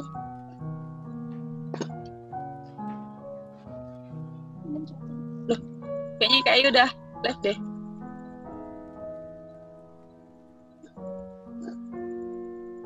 Oke, terima kasih Bang. Bang. Sama jawaban Bang Adnan tadi, itu jawaban lengkapnya teman-teman. Dari dunia dan akhirat itu tidak bisa dipisah. Jadi makanya tadi kenapa kalau teman-teman katanya yang persentase itu juga kayak yang hal spiritual kita juga tidak ada putusnya gitu. Oke, lanjut ya Kak, Bang. Ini ada pertanyaan dari Umar Wira Febriansyah. Dia salah satu mahasiswa TAI di Kuala Tungkal. Nah, jadi pertanyaannya tuh di setiap bulan Ramadan itu kan pasti kita sudah memiliki target ya Kak, Bang. Nah, jika target kita belum bisa tercapai semaksimal mungkin, itu solusinya bagaimana? Dari Bang Adnan dulu mungkin. Oke. Kita sudah punya target di bulan Ramadan, tapi targetnya nggak tercapai. Bagaimana solusinya? Ya, kalau memang ketika sudah akhir di masa 30 hari Ramadan nggak tercapai, ya udah evaluasi aja. Kenapa kok nggak tercapai gitu kan? Habis itu make it better for next year, itu aja sih. Kan udah punya target, tapi nggak tercapai. Ya dievaluasi. Mulai dari aktivitasnya, kenapa kok nggak tercapai? Oke, kenapa? Jadi diperbaiki nextnya lagi gitu ya Bang? Yang nggak ada cara lain. Manusia kan selalu berproses. Gini teman-teman, ketika kita sekarang teman-teman yang namanya naik motor itu kan paling bagus itu kalau dipanasin dulu kan, betul ya. Nah, motor itu semakin kalau dia motor baru itu harus agak lama. Motor itu entah kenapa lebih enak kalau misalnya motor lama. Teman-teman ngerasa nggak sih? Motor lama tuh lebih enak dipakainya, ya kan, daripada motor yang baru. Karena teman-teman sudah terbiasa di motor itu. Nah, motor itu pasti mengalami banyak kesalahan teman-teman. Kena gajuluk, kena batu lah, keserempet lah, apalah. Nah, karena keserempetnya, kena hujan, dingin segala macam. Nah, akhirnya motor itu jadi tangguh. Nah, itu ibarat kita teman-teman. Yang namanya ketika kita memang sudah punya niat baik, dijalankan dengan baik, ternyata nggak tercapai, ya sudah, kembalikan lagi kepada Allah. Ya Allah, apa salah saya, apa kekurangan saya, diperbaiki. Jangan akhirnya jadi putus asa dari rahmat Allah, kayaknya saya nggak akan mampu produktif dan tahun depan malah jadi nggak puasa. Nggak kayak gitu juga. Kayak gitu.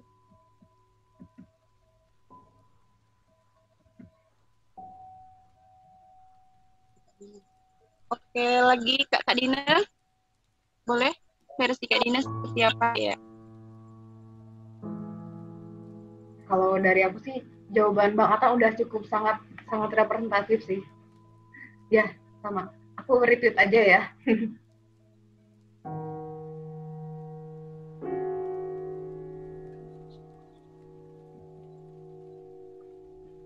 Bagaimana Kak? Udah, itu ada yang salah tuh, ada yang klarifikasi tuh Umar, itu bukan pertanyaan saya, itu pertanyaan Aldi. Wah, ada protes tuh sama Umar tuh. Emang. Oh iya.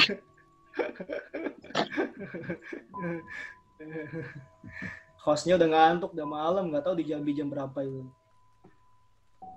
Sama di Jambi, Kak.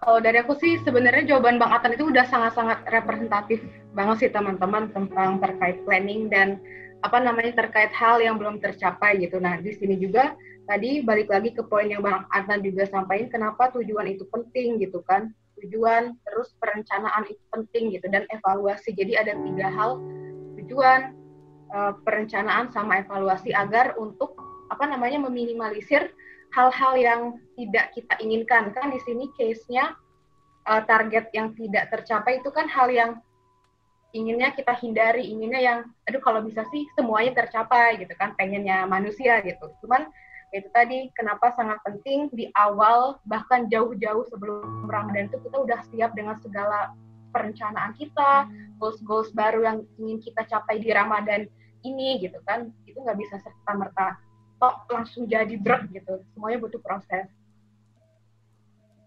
Oke, terima kasih. Bagaimana Aldi ya, sorry ya Aldi, aku tadi kebacanya Umar. Maaf. Nggak apa-apa Kak. Maaf Bagaimana? Aldi, kamu digambar 2-kan. Maaf ya Aldi, efek malam minggu Aldi. Siap Kak, siap. Santai aja Kak. Aldi Terima kasih Kak atas jawabannya. Sangat jelas sekali. Terima kasih Kak jawabannya. Oke, terima kasih Aldi. Kita lanjut ya, pertanyaan selanjutnya. Oke Kak. Ada dari Kak Ulimta Rusda, salah satu volunteer FIM Jambi. Halo Kak. Jadi pertanyaannya, seperti pemaparan yang tadi itu kan kita, Abang dan Kakak sudah menjelaskan kita harus tahu niat dan tujuannya bagaimana. Nah, buat bagaimana supaya kita bisa fokus sama niat dan tujuan kita sebenarnya. Karena kan permasalahan zaman sekarang gitu kan ya Bang, pemuda milenial zaman sekarang itu kadang masih ngambang gitu, bahkan dia belum tahu tujuannya seperti apa. Bisa tolong dijelaskan Bang, Kak? Dina ya nih, Mbak Dina, silakan. Dari Kak Dina dulu deh mungkin. kalau ini cocoknya Bang Atta nih, serius. Mudah. Gua aja semuanya Dina. Saya masih belajar juga nih dari Bang Atta. Enggak, Dina itu. Nih saya mau jawab yang ini, yang Umar aja nih, Umar Wira. Kasihan lo Umar dari tadi udah ngajuin ini pertanyaan nih, host nih kalau dibaca nih, kasihan nih Umar nih. Apa yang Umar dulu nih tadi? Soalnya dia setelah Aldi. Sorry ya Mar ya, biasa Mar. Siap Mar, siap. Siap. Bisa buka chat. Jadi kumaha? Jadi gimana ini? Jadi gimana ini? Kak Dina. Pertanyaan yang mana dulu nih? Yang Kak Olim aja dulu. Oh ya. Umar nanti ya, Mar sabar ya kan Mar. Kan cowok tuh nggak apa diduain. Ya, bukan diduain dong. Tadi, ntar boleh ulang lagi nggak poinnya tadi? Cowok diduain. poinnya bagaimana agar kita fokus sama tujuan kita yang sebenarnya. Seperti yang kita tahu kan Kak, sekarang tuh kan permasalahan pemuda itu kan masih ngambang ya kan, karena dia tuh belum tahu maksud dan tujuan itu seperti apa gitu. Fokus sama tujuan. Oke. Berarti poinnya lebih ke fokus. Iya, fokus.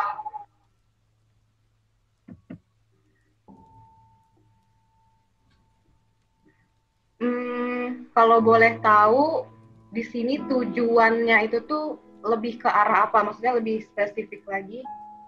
Apakah dalam tujuan hidup? Tujuan hidup. Iya Kak. Berarti secara umum ya? Tujuan hidup untuk lebih produktif lagi gitu Kak. Iya sih, sebenarnya kalau ngomongin tujuan dan fokus itu tuh jujur aja mungkin saya pribadi pun tidak jauh-jauh dengan namanya distraksi kan.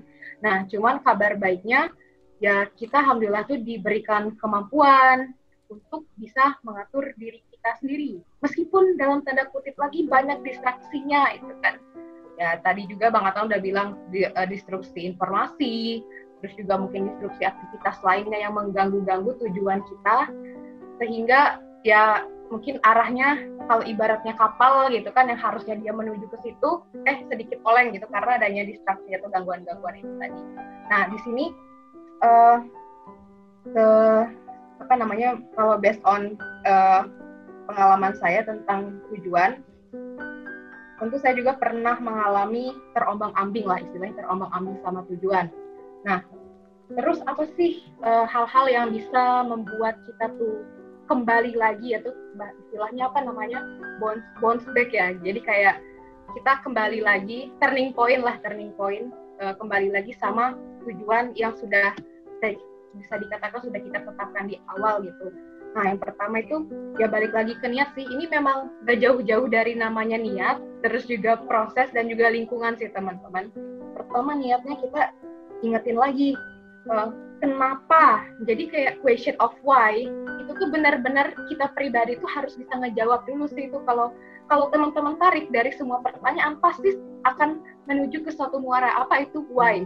Jadi kuncinya adalah, mungkin salah satu kuncinya adalah ya kita pribadi ketika kita punya kemampuan, ketika kita ingin menentukan atau memutuskan sesuatu, harus mampu menjawab dengan tegas kenapanya itu.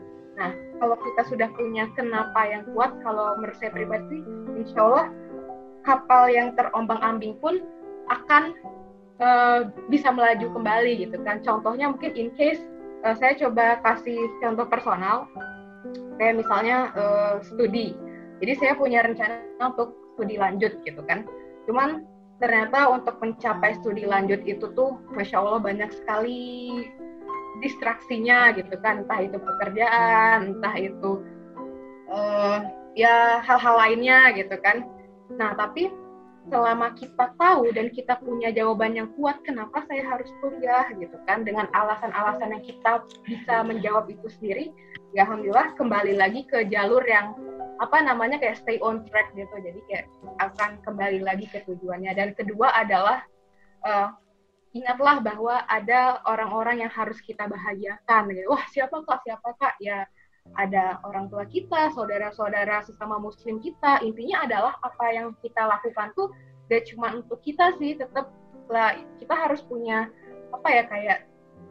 dua arah gitu sih, nggak hanya ke kita, apa yang kita cita-citakan, tapi juga ke orang lain. Karena itu yang membuat salah satu orang bahagia tuh ketika hal yang kita lakukan juga bisa bermanfaat untuk orang banyak juga. Jadi kalau dari aku lebih ke dua hal. Pertama, why-nya itu harus kuat. Kedua, ingat bahwa ada mereka yang harus kita bahagiakan juga.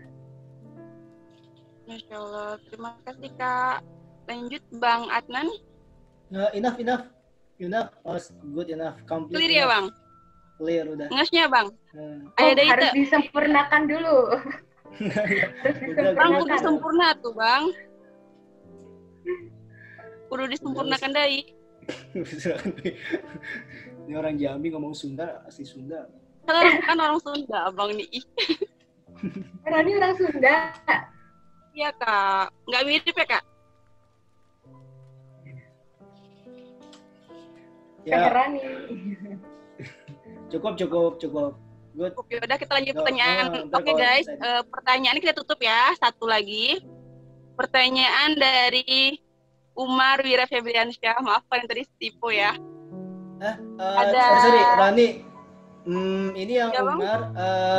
Umar boleh disampaikan lewat voice nggak? Ini maksudnya saya agak kurang paham pertanyaannya. Oh, Boleh lewat voice, Brother Umar? Maksudnya gimana? Iya bang, siap.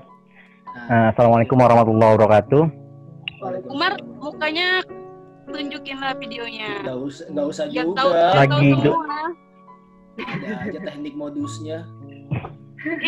Enggak bang, biar tahu semua maksudnya. Biar saling kenal gitu kan. Iya. Oke, brother. Coba gimana? Iya bang, maaf. Ya, waktu lihat di pamflet yang dibuat dengan Rani kan ada berkaitan dengan COVID-19. Di situ saya tertarik mengenai produktivitas di tengah COVID-19. Yang abang jelaskan tadi dari awal sampai akhir dan juga Kak Faina Faradina kan tetap produktivitas yang berkaitan sebelum adanya COVID-19. Jadi yang mau saya tanyakan ini bagaimanakah langkah atau solusi dari abang? Tentunya kan COVID-19 ini mempengaruhi jiwa dan mental kita dalam beribadah, baik itu dalam segi ekonomi maupun dalam segi lainnya. Apalagi di saat seperti ini, untuk beribadah ke masjid itu sudah sangat susah. Walaupun tidak harus ke masjid dalam hal beribadah, tentunya bisa di rumah. Namun kan dalam hal berkelompok, Nabi selalu menganjurkan dalam hal kebaikan. Boleh bang diberikan sharingnya?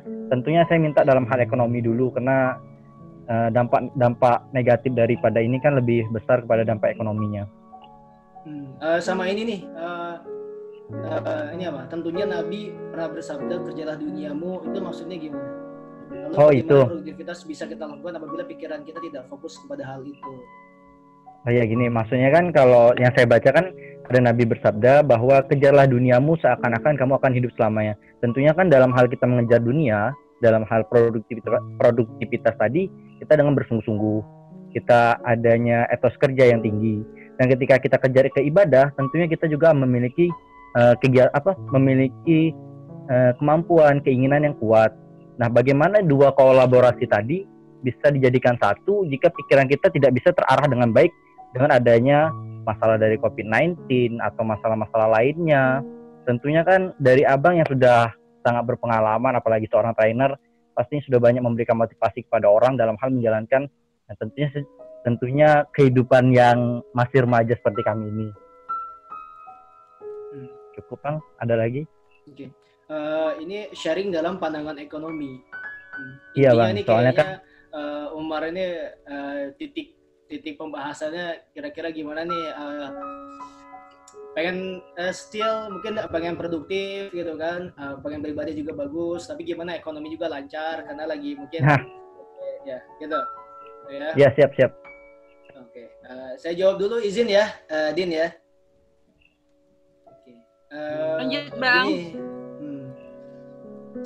Jadi teman-teman, sebenarnya yang tadi dibahas pun itu bukan cuma pembahasan tentang Ramadan sebelum pandemi, enggak juga.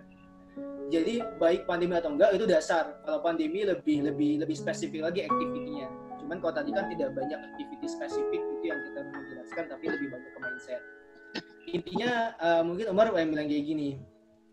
Ya pengen banget ibadah pengen getol, pengen bagus, tapi gue harus nyari duit juga gitu, kadang gitu, karena ada tampolan COVID-19 nih gitu kan. Mungkin di event sebelumnya atau di tahun sebelumnya saya masih aman tuh, dapat penghasilan, mungkin yang usaha, mungkin yang kerja, jadi ibadah juga masih nggak terganggu gitu kan. Nah gimana caranya saya mungkin tetap bisa, karena mungkin kewajiban untuk mencari nafkah, di satu sisi juga pengen ibadah juga lancar biar nggak keganggu, maksudnya gitu. Gimana, Mar? Iya, siap bang, betul. Nah, di sini kalau bisa ngeliat dari hadisnya, ini tuh ini tuh tidak terpisahkan sekali lagi ya. Kejarlah duniamu seakan-akan kamu hidup selamanya. Ini konsep ihsan teman-teman semuanya. Jadi gini, ketika kita dunia itu tempat kita beraktivitas. Gini, Allah tidak mencela dunia. Allah hanya mencela kehidupan dunia. Beda ya. Dunia dan kehidupan dunia itu beda, teman-teman. Kehidupan dunia itu kita nggak boleh orientasi kehidupan dunia. Seakan-akan kita tuh kalau misalnya di dunia itu pokoknya kita kebahagiaan tuh di dunia gitu. Jadi dunia itu tempat aktivitas, tapi bukan berarti kita nggak boleh menikmati dunia, boleh banget. Teman-teman, justru ketika kita dekat sama Allah, dunia itu dikasih dan receh banget gitu kan. Kalau teman-teman cek that Khalifah Umar bin Khattab, lalu Abu Bakar, Utsman bin Affan, sampai Abdurrahman bin Auf, Anas bin Malik, itu teman-teman itu sahabat orang-orang kaya semuanya. Gitu kan. Itu sahabat orang-orang kaya semuanya. Jadi memang tidak membedakan antara dunia sama akhirat. Tapi inti dari pertanyaan sama Umar itu, ya gimana caranya, yang pertama mungkin dalam mental COVID-19 ya, dalam sisi mental gitu. Saya pribadi aja, itu tuh kemarin tuh banyak project training gitu kan, pengembangan diri. Tiba-tiba datang COVID-19, boom, gitu kan, cancel semuanya. Dan itu lumayan besar nominalnya itu kan. Ya, dan resikonya adalah saya pribadi, saya sudah punya berkeluarga, sudah ada seorang putri juga gitu kan, dan segala macam. Itu pun terganggu gitu kan. Terganggu itu pasti. Cuman masalah gini, saya kutip ayat dalam Al-Qur'an dulu ya. Teman-teman pahami dulu mindset ini. Jika ada kebaikan datang kepadamu, maka itu adalah karena rahmat Allah. Pertama. Yang kedua, jika ada keburukan darimu, itu adalah sebab dari dirimu sendiri. Teman-teman lihat deh. Intinya, Allah itu tidak pernah menciptakan keburukan. Sekalipun itu, manusia anggap itu buruk. Contoh, sakit, COVID-19, wabah, bangkrut, ditipu sama orang, barang hilang. Itu menurut kita buruk. Tapi ketika kita meresponnya ternyata, kenapa ini, contohnya gini ya, hilang motor. Saya 2 pernah hilang motor teman-teman, di depan rumah 2 hilang motor. Gitu ya. Ketika 2 hilang motor, lalu kalau misalnya respon kita baik, kita akan seperti ini kira-kira. Oke, yang pertama bisa jadi mungkin rezeki kita sudah sampai situ, gitu kan? Ya udah, mungkin Allah ciptakan saya rezeki yang lain. Ya udah, bekerja lagi aja, tak dapat lagi motornya. Ataupun kita punya respon yang kedua, respon yang buruk. Motor hilang, ya udahlah. Ya kan, gak usah pakai motor lah, gak usah bekerja lah. Akhirnya ketika kita gara-gara hilang motor, kita nggak mau bekerja, kita nggak mau beribadah, akhirnya kita nggak ikhlas, nggak tawakal, malah jadi tambah buruk aktivitasnya. Clear ya? Tapi ternyata ketika Allah uji kita dengan sebuah ujian, hilangnya motormu, sebenarnya aku sudah siapkan datangnya sebuah mobil baru. Tapi responmu untuk menghadapi itu apa? Kalau responmu menghadapi ketika motor hilang itu ternyata buruk, maka keburukanlah kamu dapat. Ketika kamu ternyata hilang motor, maka respon kebaikan yang kamu dapatkan, maka insya Allah berjuta-juta kebaikan aku berikan kepadamu. Jadi sebenarnya Allah itu menciptakan segala sesuatu yang bentuknya ujian kepada manusia, tidak pernah bersifat buruk. Yang membuat buruk atau enggak, itu adalah respon kitanya sebagai manusia.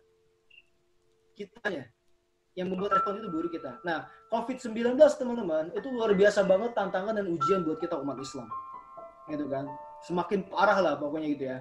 Tapi teman-teman semuanya, merespon COVID-19 ini dengan respon yang baik, itu adalah salah satu perantara kita untuk meminta banyak kebaikan dari Allah. Jadi kalau misalnya kita ada COVID, sesuatu yang menghambat kita rezeki kita, yang tadinya kita kebiasaan berinteraksi, dapat rezeki, kok tiba-tiba tutup, bisa jadi Allah itu menyiapkan keran-keran rezeki yang lain. Allah tuh menyiapkan keran-keran rezeki yang lain, keran berkah yang lain, keran solusi yang lain. Cuman ketika kita terkungkung dengan sesuatu yang kita sebut dengan kemarahan, kepasrahan, tanpa ada aktivitas, tanpa berusaha, maka kita tertutup.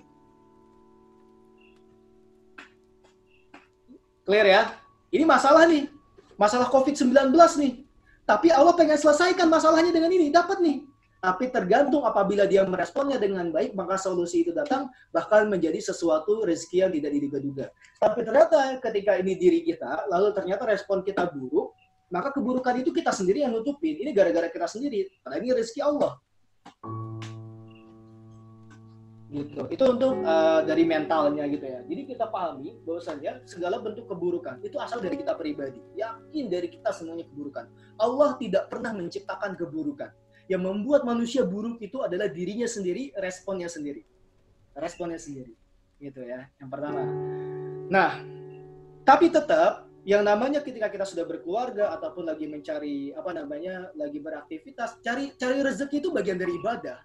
Tenang aja, Mar. Cari rezeki itu bagian dari ibadah, nggak usah takut. Jadi lagi Ramadan pengen cari rezeki, ya cari aja rezekinya. Bisa jadi memang tugas kita saat itu adalah mencari rezeki. Yang memang ketika kita lagi rezeki, kita cari rezeki, zikir kita di situ, amal ibadah puasa kita di situ. Jadi memang jangan dikotomis, jangan dibagi-bagi. Seakan-akan kalau misalnya nyari uang itu itu adalah dunia. Lalu seakan-akan kalau misalnya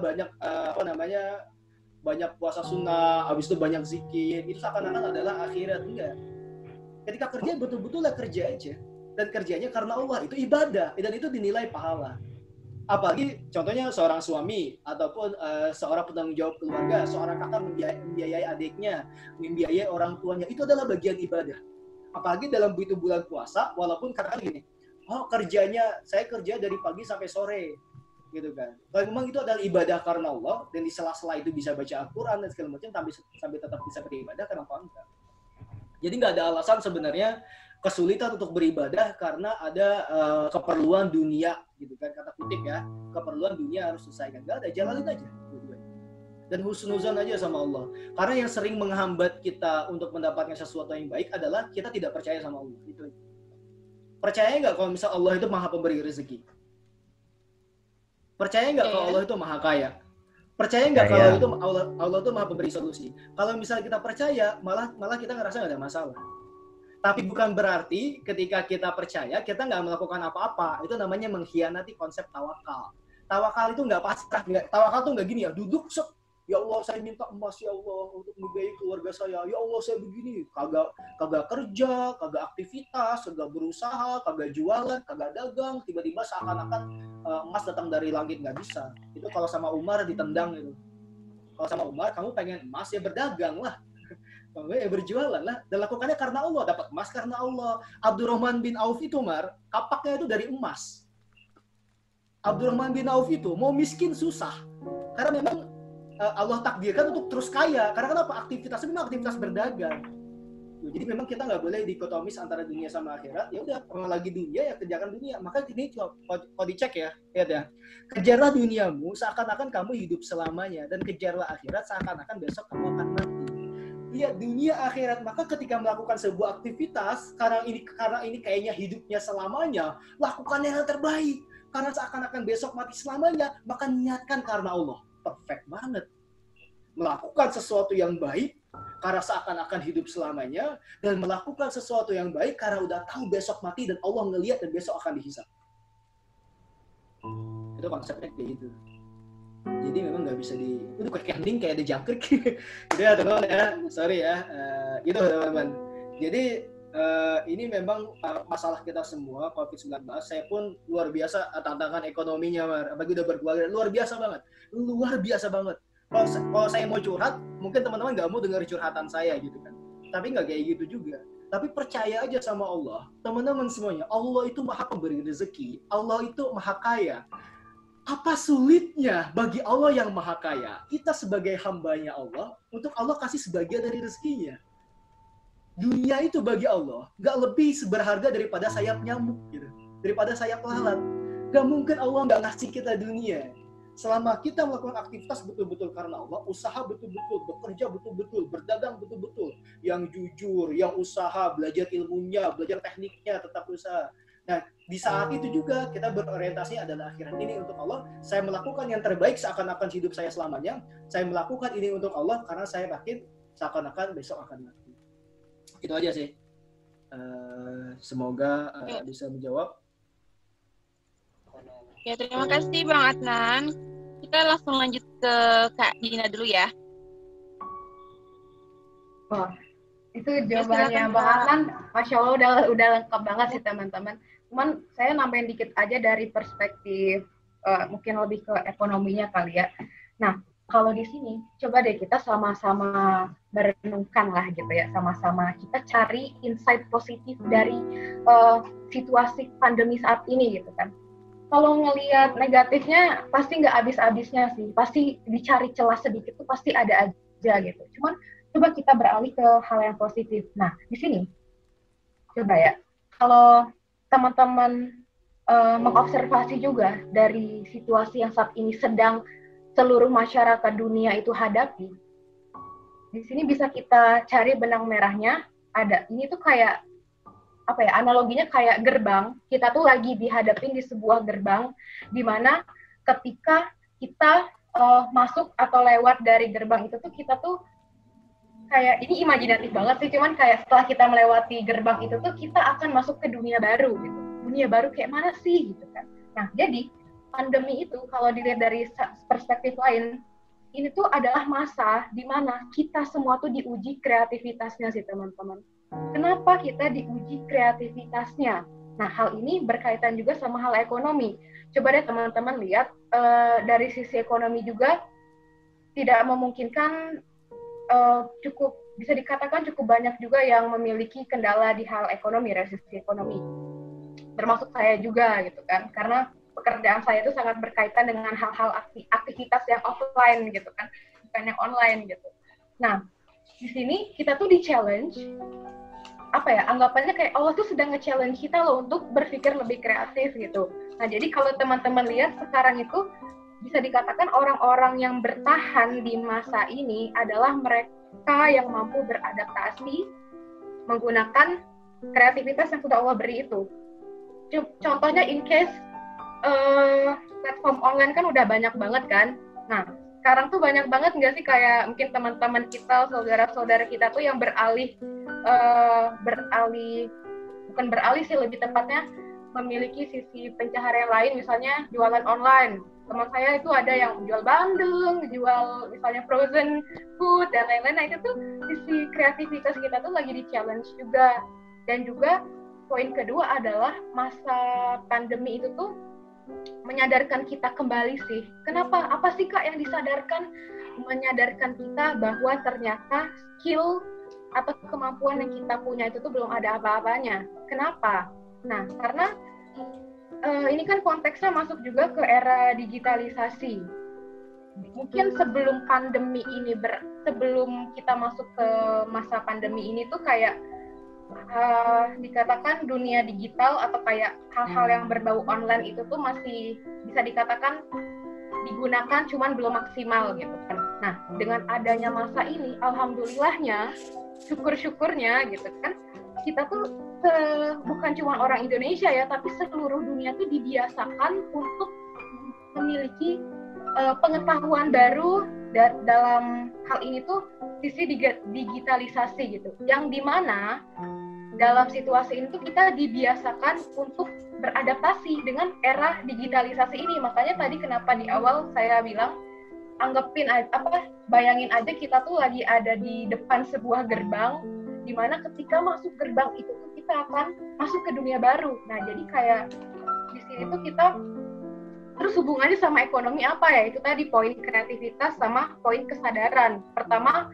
kita sadar kalau ternyata skill kita tuh yang udah kita punya tuh tidak bisa, belum bisa diaplikasikan di segala situasi. Challenge-nya untuk kita adalah, ayo kita belajar lagi atau mencari hal baru, kemampuan apa yang ada di diri kita atau hal apa yang ingin kita pelajari yang bisa bisa dikatakan menjadi modal kita untuk dari sisi ekonomi untuk bisa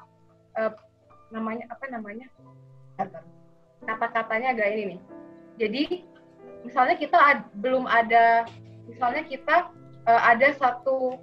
kita punya skill A nih. Ternyata skill A yang kita jadikan mata pencaharian itu tuh tidak bisa kita lakukan di masa-masa kayak gini, misalnya pandemi COVID-19 ini.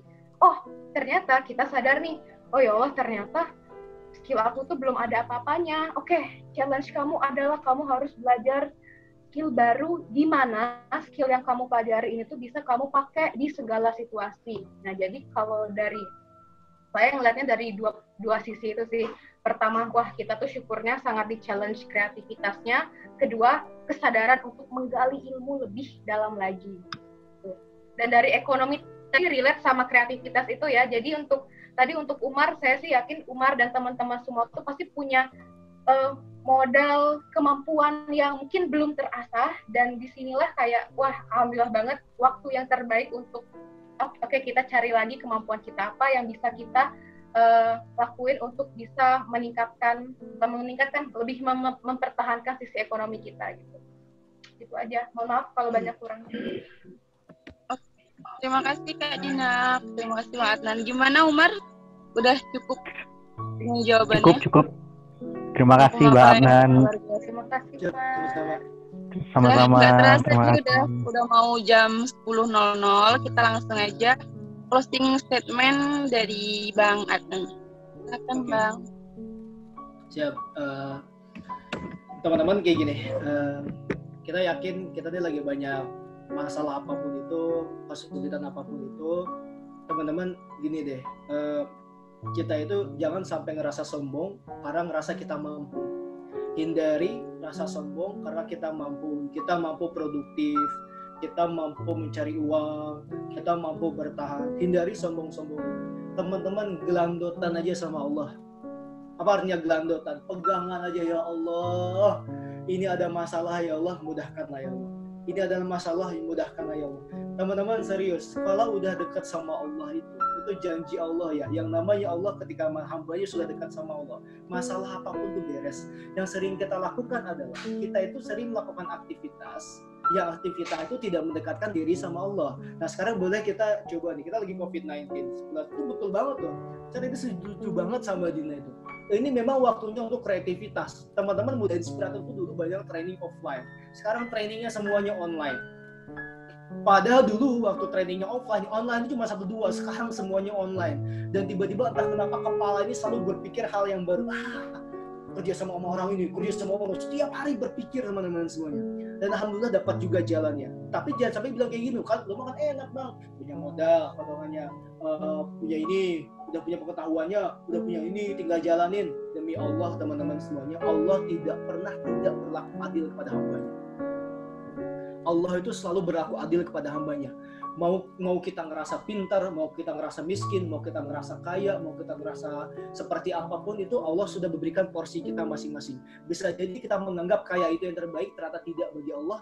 Bisa jadi kita menganggap ternyata jadi profesor itu yang terbaik bagi kita, tapi tidak bagi Allah. Tapi yakinlah teman-teman semuanya, kita ini kan sering banget yang ngerasa bahwasanya kayaknya ini terbaik, tapi tidak dikabulkan sama Allah. Bisa jadi ada hal-hal baik yang harusnya kamu dapatkan nanti. Bisa jadi gara-gara COVID ini ternyata bisnis saya bangkrut, pendapatan saya turun, ternyata Allah siapkan sesuatu yang terbaik, tapi kita belum mencarinya. Yang pertama. Yang kedua teman-teman semuanya, perspektifnya kayak gini. Ketika Allah mengatakan ini yang terbaik buat seorang hamba, maka itu pasti yang terbaik buat kita walaupun kita nggak suka. Ketika Allah menetapkan suatu kebaikan kepada hamba, itu pasti yang terbaik kepada seorang hamba itu, walaupun kita nggak suka, pasti itu yang terbaik. Masalahnya kita belum tahu dan belum ngerasain itu yang terbaik, tinggal kita cari hikmahnya. Nah, teman-teman semuanya, statement yang terakhir gini.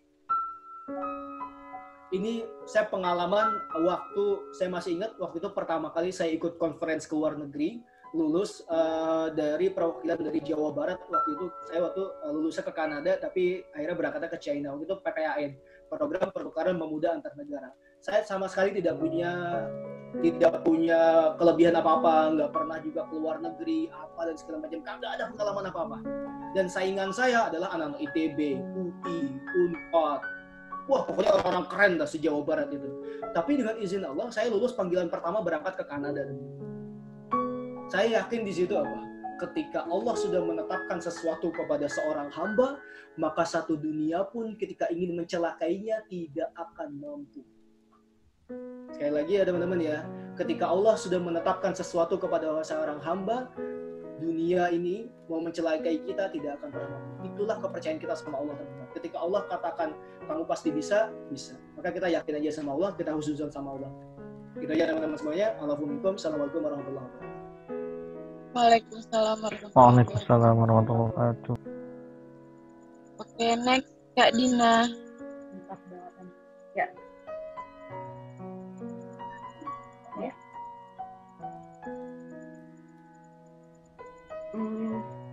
closing statement ya. Sedih nih mau closing statement.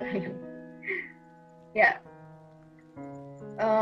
mungkin dari kita pernah nggak sih kayak ngerasa aku udah cukup maksimal nggak ya, misalnya, aduh aku tuh udah cukup berguna nggak ya untuk doing something in my life gitu. Nah, balik lagi ke poin awal tadi, teman-teman pokoknya harus percaya kalau kita semuanya di dunia ini, di buminya ini tuh, kita tuh terlahir dengan tugas kita dan dengan peran kita masing-masing. Nah, yang kayak tadi juga saya udah sharing, ada yang misalnya punya dilebihkan kemampuannya sama Allah itu di bidang kepenulisan, di bidang matematika, misalnya di bidang biologi, dan bidang apapun itu, percaya deh kalau gak mungkin Allah tuh ngasih kita sesuatu kemampuan tuh tanpa alasan gitu. Dan gak mungkin Allah tuh, misalnya kamu ditakdirin dilahirin di Jambi, kamu ditakdirin dilahirin di Bandung, di sini, di situ, itu tuh gak mungkin gak ada alasan. Pasti ada alasan kenapa Allah mengamanahkan itu semua ke kita. Nah, dan tugas kita tuh adalah, ayo kita mengoptimalkan apa yang sudah Allah kasih ke kita, apa yang sudah Allah amanahkan ke kita gitu ya. Intinya adalah apa yang udah Allah kasih, kan Allah tuh baik banget. Kita dikasih ini, kasih itu, kadang-kadang kita ngecewain Allah, terus Allah tuh selalu baik sama kita. Selalu dikasih lagi, padahal kita, mungkin terkadang kita mengkhianati juga gitu. Kita doing something yang Allah nggak suka, tapi Allah selalu kasih terus yang baik ya gitu. Nah, jadi alhamdulillah kita semua punya waktu, maksudnya kita masih dikasih kesempatan untuk sama-sama dan juga insya Allah untuk sama-sama menikmati Ramadan ini. Ya, kita harus berjuang untuk bisa ya perbaikin lagi diri kita masing-masing gitu. Karena sejatinya memaksimalkan peran yang udah Allah kasih dan jangan sampai mengecewakan apa yang udah Allah beri. Kalau luar biasa. Terima kasih buat Kak Dina dan Bang Adna atas sharingnya.